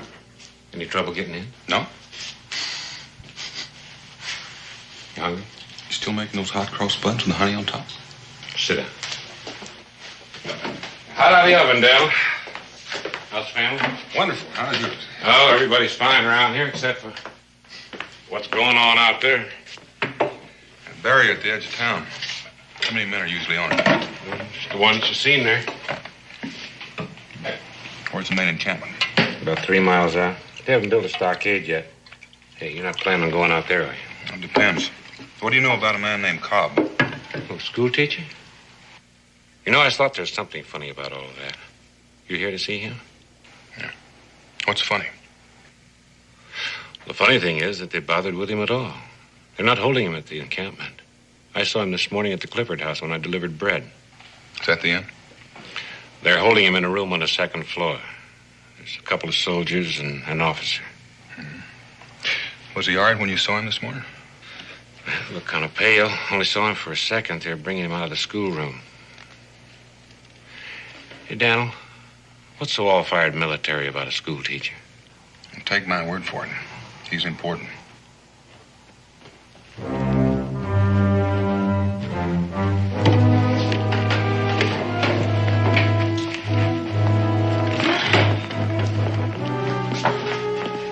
Hey, that's the first time I've seen him. Bert. Colonel George Bert.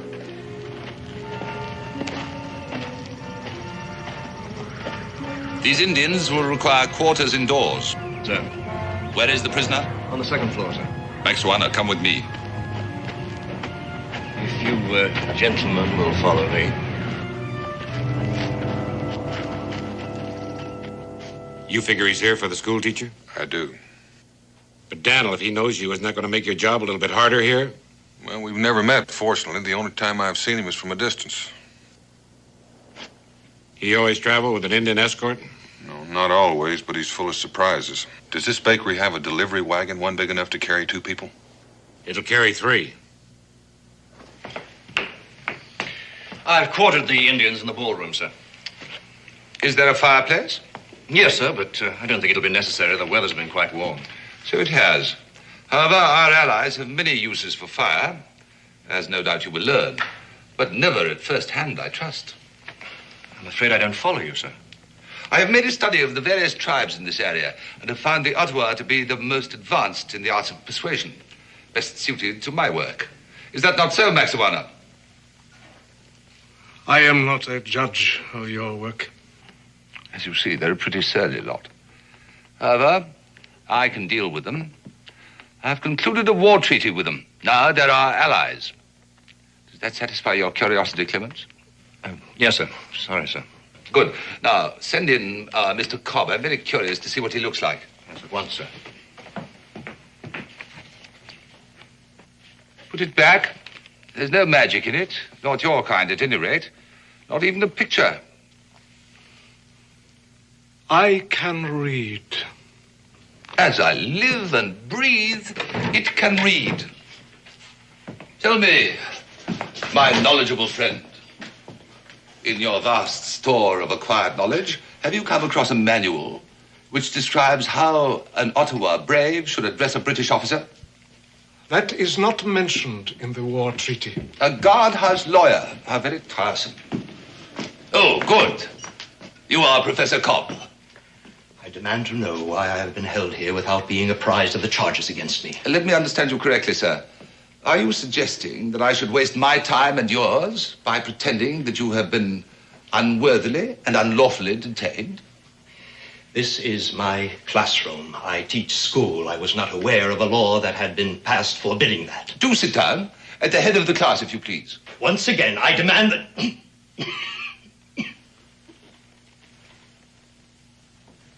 What's the use?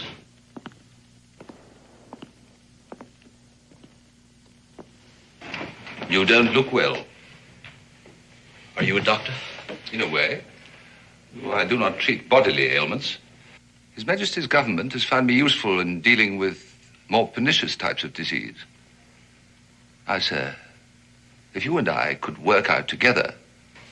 You talk too much, sir. Get to the point. Is that the way you talk to your pupils? My pupils, sir, range in age from 6 to 14. I should think a man of your age would know better. I teach the English language. I presume you are an Englishman. Yes.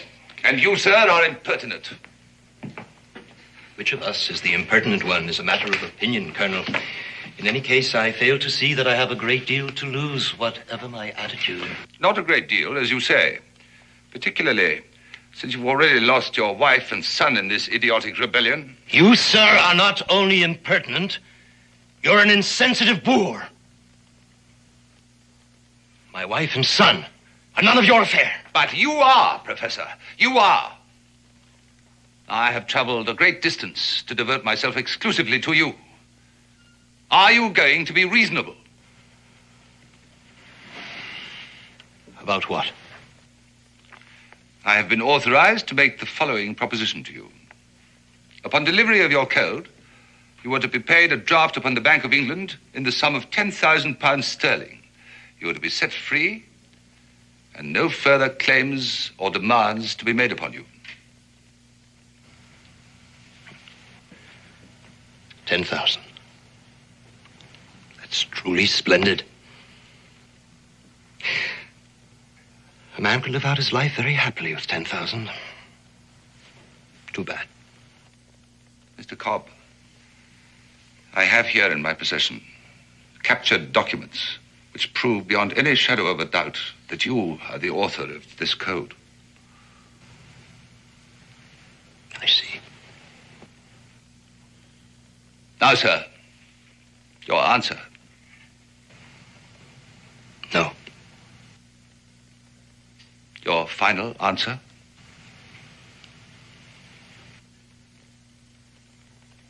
Mr. Cobb!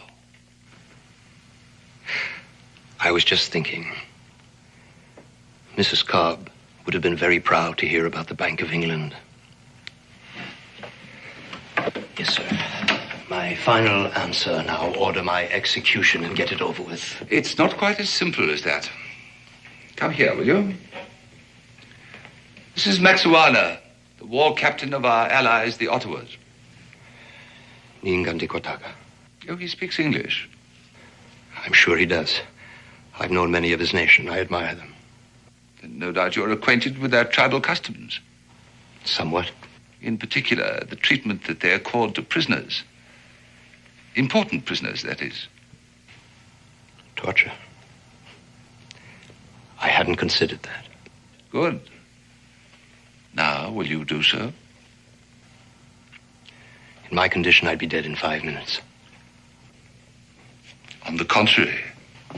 Maxuana here tells me that he and his colleagues can keep a man on this side of death, the painful side, Mr. Cobb, for 24 hours at least. They make a kind of game of it. They call it a ritual. It's part of their religion. The prisoner is treated as an honored guest at a great feast. He is alternately tortured and fed. During his rest periods, he is expected to propose toasts, tell stories, share jokes with his tormentors. All this, of course, depends upon his ability to withstand pain. Now, in your case, Mr. Cobb, I suspect that when your time off comes, you will be screaming for mercy, begging for them to kill you and all that sort of thing. Now, why subject yourself to such misery? Tell Mr. Cobb that what I say is true. That if I order it, he will carry out the tortures I've described. What he says is true. I will do as he orders. It is mentioned in the war treaty. I'll give you some time to think it over. A little time. Guard! Give me what I ask, and I will send this savage away.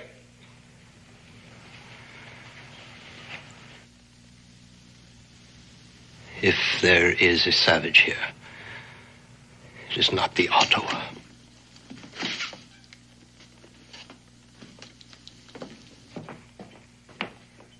Take him back.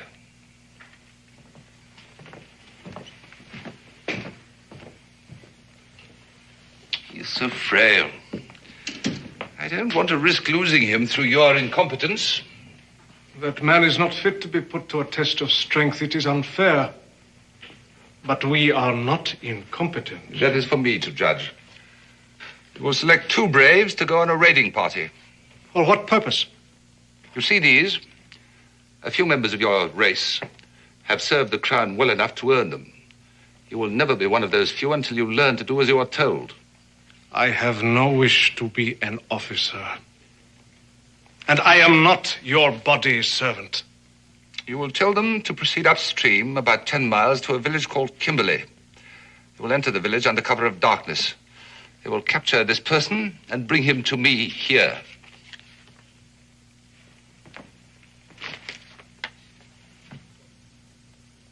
Any further questions? No.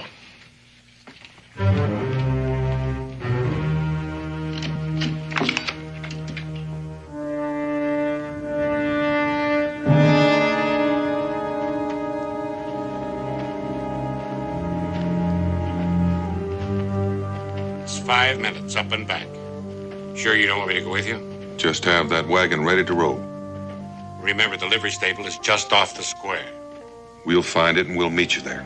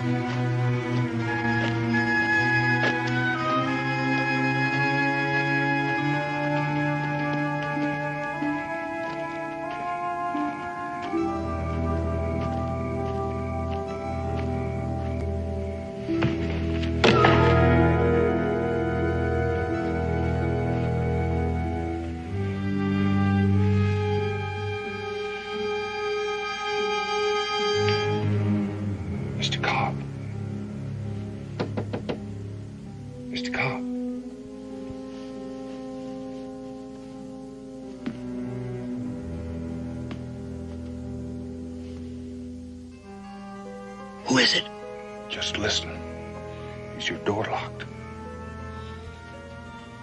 Yes, but there's a guard at the door. Have they started? No, they haven't touched me. But they should begin soon. We haven't much time.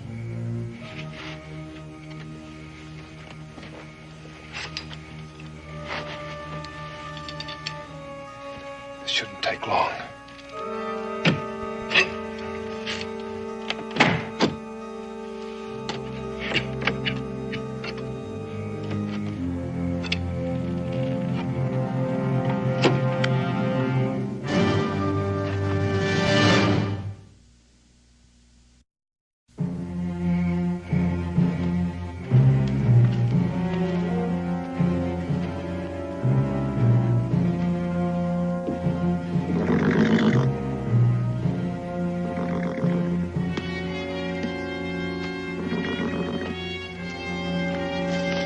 Or I'll fire!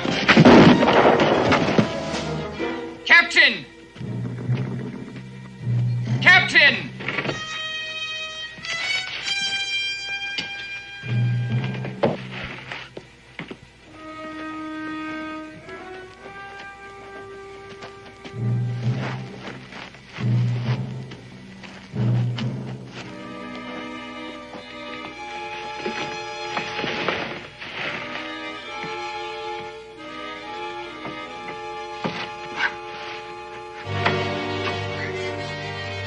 Colonel Burton, sir.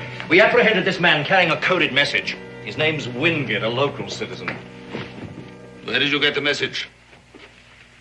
Talk! Maxuana. There's something I need to learn. Get your men ready.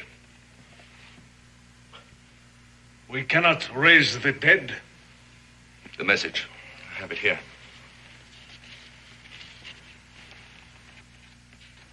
This is too carefully worked out to be a forgery. This business at the top is obviously a reference to a key to the code. If only this man had lived. It all happened so suddenly, sir. There was no time to stop the soldiers from shooting. Do you realize what this means? It means that each one of these villages has a leader who can decipher the code. Now, if we can find the key to it, there will be nothing standing between us and total victory. Those braves I sent to Kimberley should be back by now. Where are they? It will not be long. I can't wait. Come with me, you two. You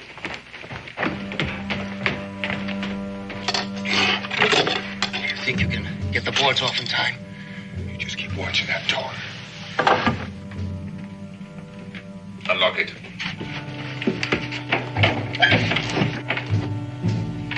Mr. Cobb, I would like you to know. Get away from that window. I said get away from the window. What's going on here?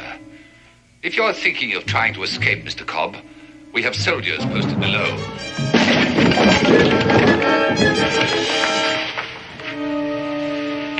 Glad to see you gentlemen are being sensible. You only have one shot. There are 3 of us. 4, and only one worth shooting. Take their guns, Mr. Cobb. Professor. You won't get more than 10 feet from this room.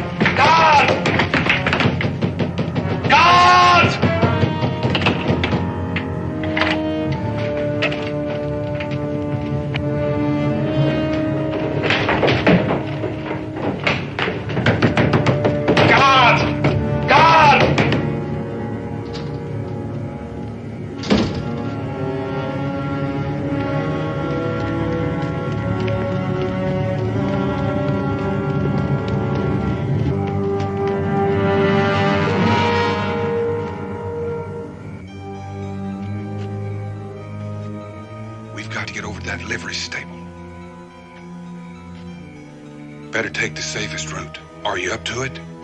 I'll try.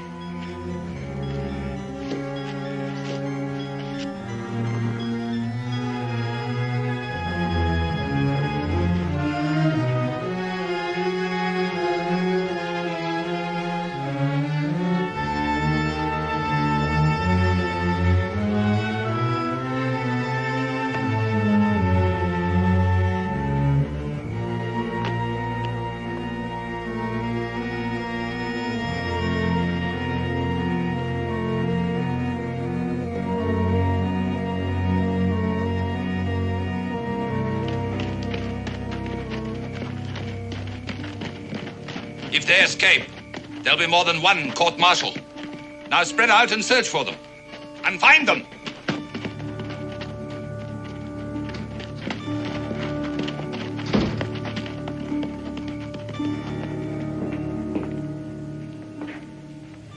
Well? My braves have returned from Kimberley. They have done as you ordered. Oh, well done for a change. Bring them along.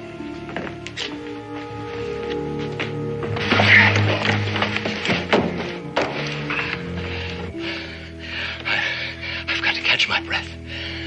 I gotta get down on the other side of this building. My friend will see us at the stable, bring the wagon out. We'll make a run for it, jump in, and leave this little town in a hurry. I'll do my best. Sure you will. Mr. Cobb! We were talking earlier about the matter of your sacrifices. There was one person that you neglected to mention. You still have one son remaining. Raymond Cobb. Presently living with an aunt at Kimberley. Presently my prisoner, Mr. Cobb. Either you give me the code or your son will die, and in the manner which I have already described. I know you can hear me, Mr. Cobb.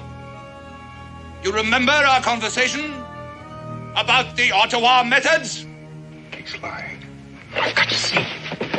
Even if it's true, Mr. Cobb, he's not the kind of man to keep his bargains. What are you talking about? You're far too valuable to the Continental Army. He'll never let you go, don't you know that? But he's got my son. We can't be sure. Father, don't come out! Do you hear me? Father, don't come out! Do it. Look, get away as best you can, please. I don't want to involve you in this.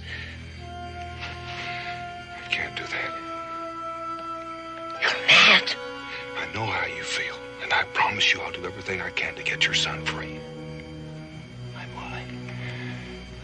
You have a son? I have. Wife living? I have. I lost my wife when the river forts were shelled by the Continental Army, Mr. Boone. My oldest son, the first year of the war, fighting for that same army. 5 years. I gave 5 years when I could have been living comfortably in Maryland with a fine home for my wife, a university, a library, and my 2 sons growing up in an atmosphere where they would have known what the world is really like. I killed them all. No, you haven't. But unless you come with me, you'll kill your son, Mr. Cobb.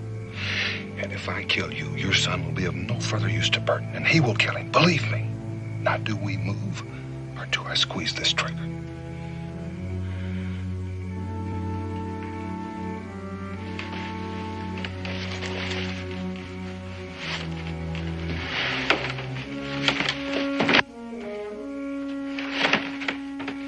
Mr. Cobb, you have put me to a great deal of trouble.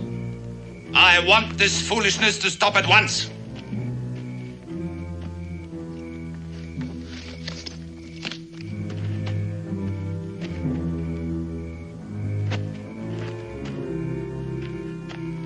It's just a short run from here. Please, stay out of this. I don't want your death on my conscience.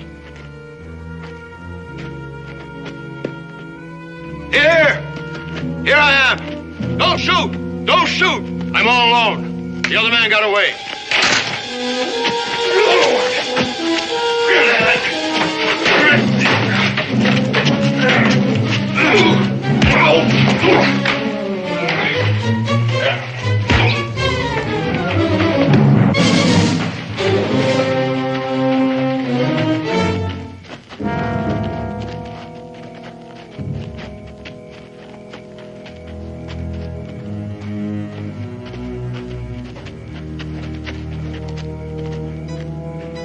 Those poor, pathetic rebels.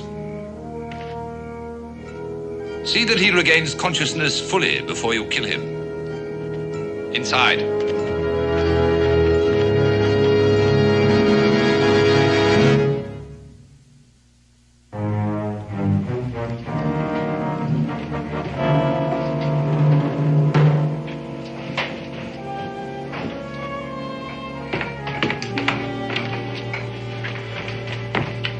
Well, as you see, your son is unharmed. Untie him and let him go home. All in good time. We intercepted this message tonight. We took it from a man named Wingate. Wingate? The barrel maker? The late barrel maker, unfortunately. Now, Professor Cobb, you will show us how your code is constructed. Then you will decipher this message. At that point, your son and you will be free to go. I do not think there is any need for further persuasion. Father, I'm not... What about this man? Obviously a spy. No, he's not a spy, Colonel. He was only trying to help me. If you want the key to the code, you will release him as well. Very well. Clements?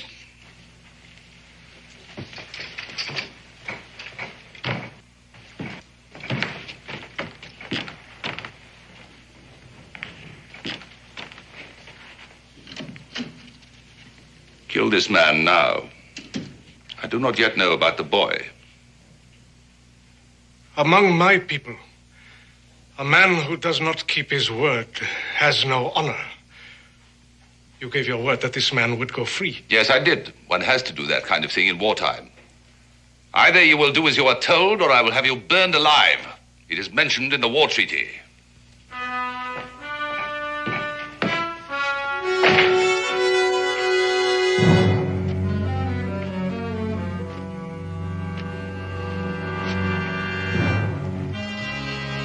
I have been ordered to do this. You fear your white colonel more than you honor your ancestors. Why do you say this? The Ottawa pride themselves on their skill at the slow death. That is true. Aren't you a true Ottawa? Don't you practice the ritual of your tribe? Unless this man is not a full-fledged brave, I insist on my right to die with honor. How have you earned this right? We fought and I won. You ask for pain? You prefer it? I insist on it. The knife would be quick. Why do you choose the slow death? I choose to die with honor. Very well. A brave warrior has fallen into our hands. Let us treat him with honor, that the manner of his death be not forgotten by any. Mr. Boone, why? I've seen one or two of these, boy. Maybe you better look the other way.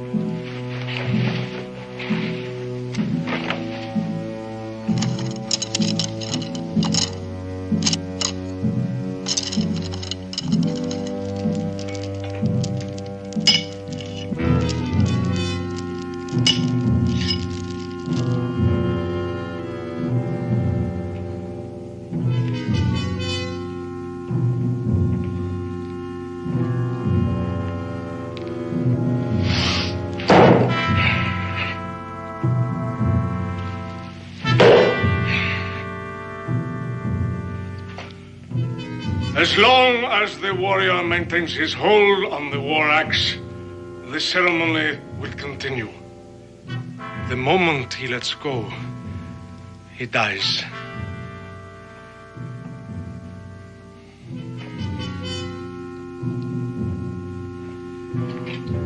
Let the ceremony begin.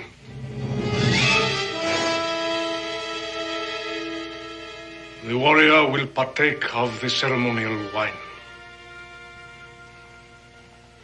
I am honored.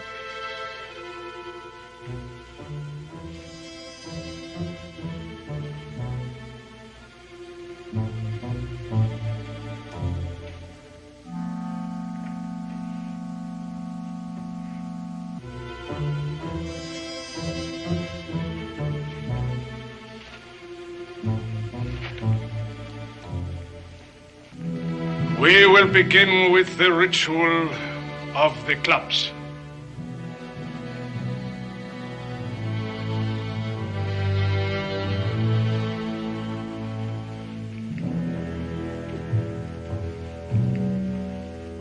Your pardon is asked. You haven't?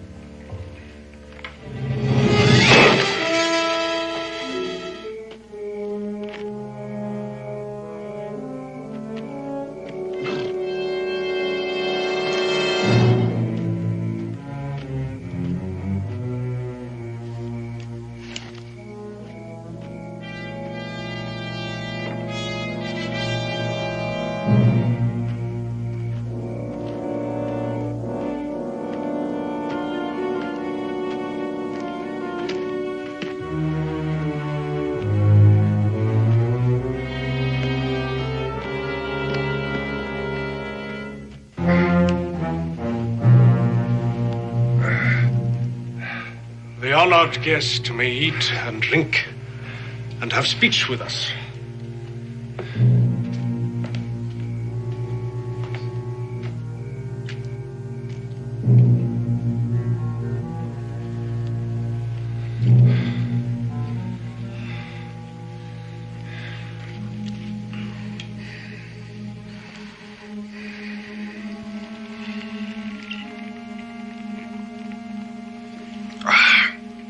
Let me say at once, I'm proud to be the honored guest to the Ottawa. Mightiest of nations. Bravest in battle. A warrior without food is like a fire without wood. My people have a saying. Baker of bread holds the key to all things. Among our people, the bakers of bread are women and old men. We have no such saying. Bread is our staff of life. We depend on the baker of bread. Without his help, we would surely die the slow death. Tell us of the red men who dwell near your home. Oh, mainly Cherokee, Shawnee. There's an amusing story about that. I think it's amusing anyway. It seems one winter, the rivers froze up earlier than usual. It is a relatively simple system. The English alphabet consists of 26 letters. Cryptography, the art of ciphering, is merely the substitution of one symbol for another. In the case of the Continental Code, it is letter for letter. Now, one may also use numbers, which makes it more difficult. Now, with only 26 possibilities, there are at most 676 permutations. I don't mean to rush you, Mr. Cobb, but would you please get on with it? The key to this code is always a phrase in English consisting of letters and punctuation marks totaling 26. The message is coded to one of 10 keys. The directions for decoding are to be found at the top of the message. Once you know the phrases, you have the key. Child's play. Fascinating. Then you will have no difficulty in deciphering this. Not a great deal. Then proceed.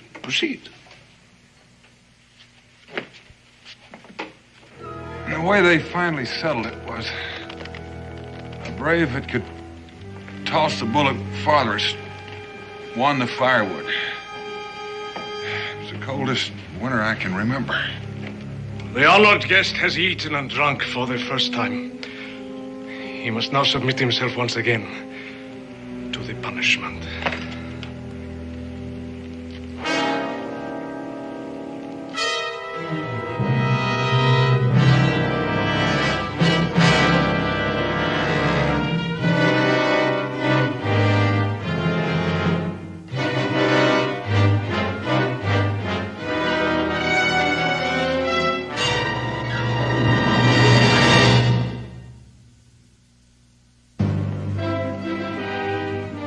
Document number 3, line 3, phrase 3. Which is document 3? The Declaration of Independence. Do you have a copy? I have not, but I sincerely hope for your sake that you have.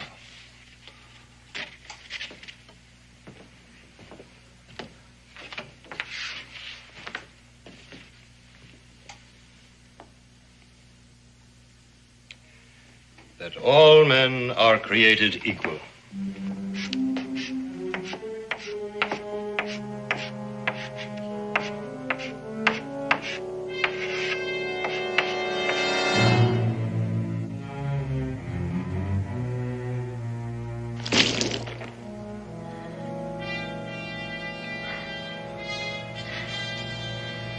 Thank you. Thank all of you. I believe we were talking about cold weather. I think I'd like to get back to that. T-H-A-L. Just a moment. Where is the second T in the word that? There is no need to spell it out twice, since the letter T in this code key can also stand for A, D, or R. We simply place the letters next to T. The rest is a simple process of elimination. A process that might take hours. Will you decode this message at once, please? I'll do no further work until I see my son standing here unhurt. Mr. Cobb, I don't think that you're aware of how ridiculous that request is at this point. I'm also aware that you are pressed for time, Colonel. You should be willing to pay for it. I'm not asking for much, but I will have what I ask for. Very well. Clements.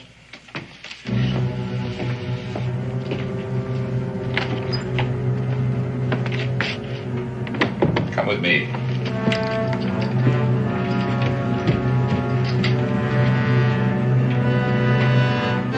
I think you all know the legend behind the story of the coming of the first winter.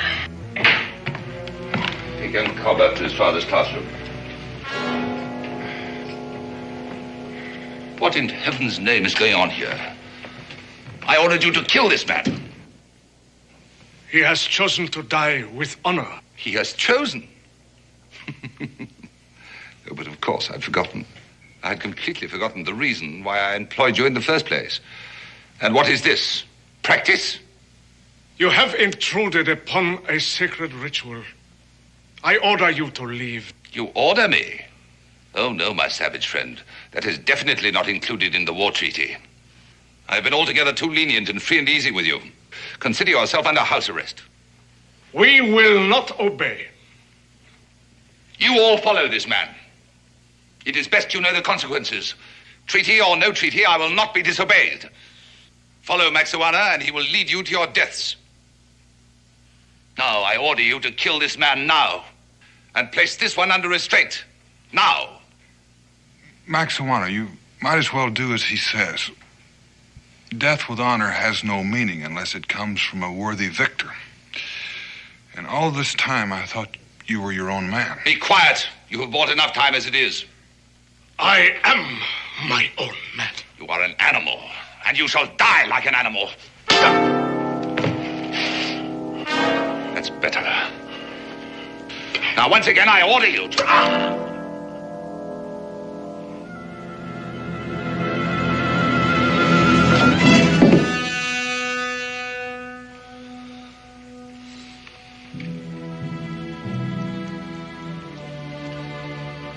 The ritual will continue. The legend of the first winter. The first man to walk the earth. I believe you call him Wajunkaga. We call him the baker of bread. One night, a voice came to him saying, now is the time to come to the cause of all men who seek freedom. Go up to the room where the sons of men are taught wisdom and rescue the bringer of knowledge, now that he is secure in the safety of his own son. But move with caution, for those who seek to destroy freedom will be looking for you. Now is the time, O baker of bread, now.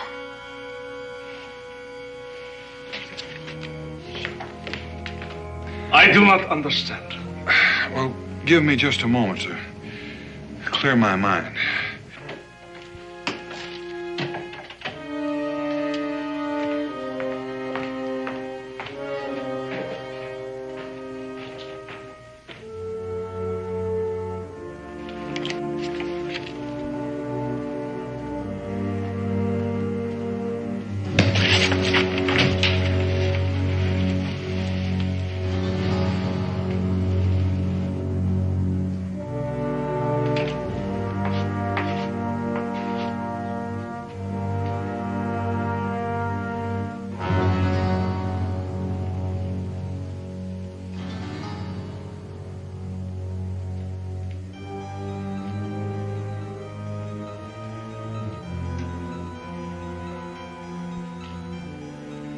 February what? The date, man. Hundreds and hundreds of Continental soldiers will die because of me. Nonsense. It just means the whole thing will be over sooner. Sooner for some.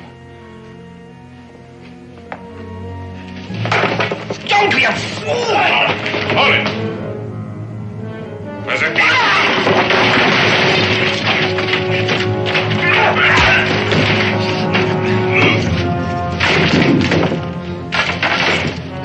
Well timed, Professor.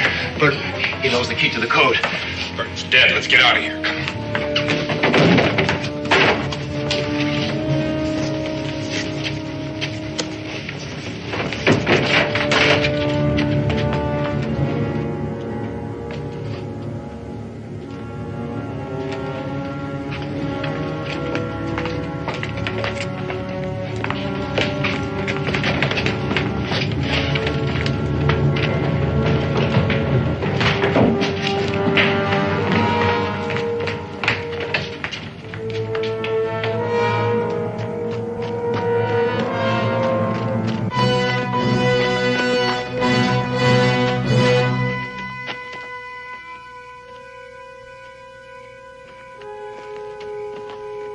We'll have to make a run for the stable. Are you ready?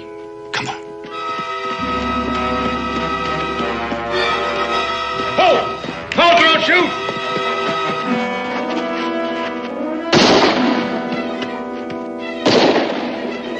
Go to the stable and get in the wagon. Hurry! Go! The animals were jealous of his power over fire, and they sought to destroy him, but his father had a plan. What was the plan? You know, I forgot.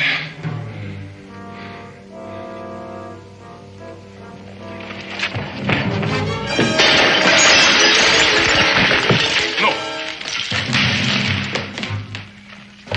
Let the brave warrior escape. He has earned it. And let us leave the dishonorable men to their own dishonor.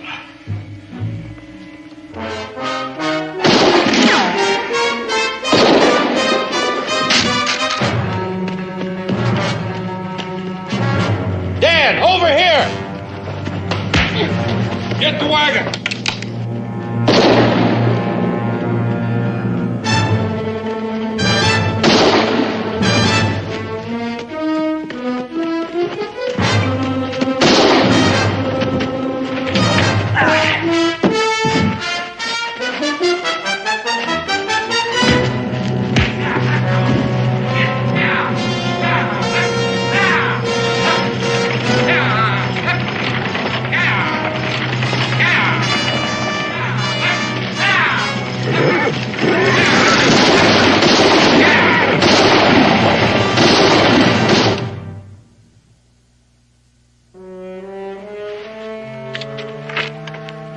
Just got word. Clark has retaken St. Vincent. Well, since Wingate the barrel maker was dead, I guess the attack was carried off without benefit of my code. Not at all. Another message was sent. Wingate had a replacement. You didn't. Excuse me. Dan, we've got to have a talk. Jim, I haven't had any sleep for 72 hours. Now, Dan, tell me the truth. Was I right? Would you ever, in this long and fruitful life, ever once kill a man in cold blood? Even if George Washington himself asked you pretty please. Offhand, I can only think of one man I'd shoot in cold blood. That's the fellow who keeps talking when I'm trying to sleep.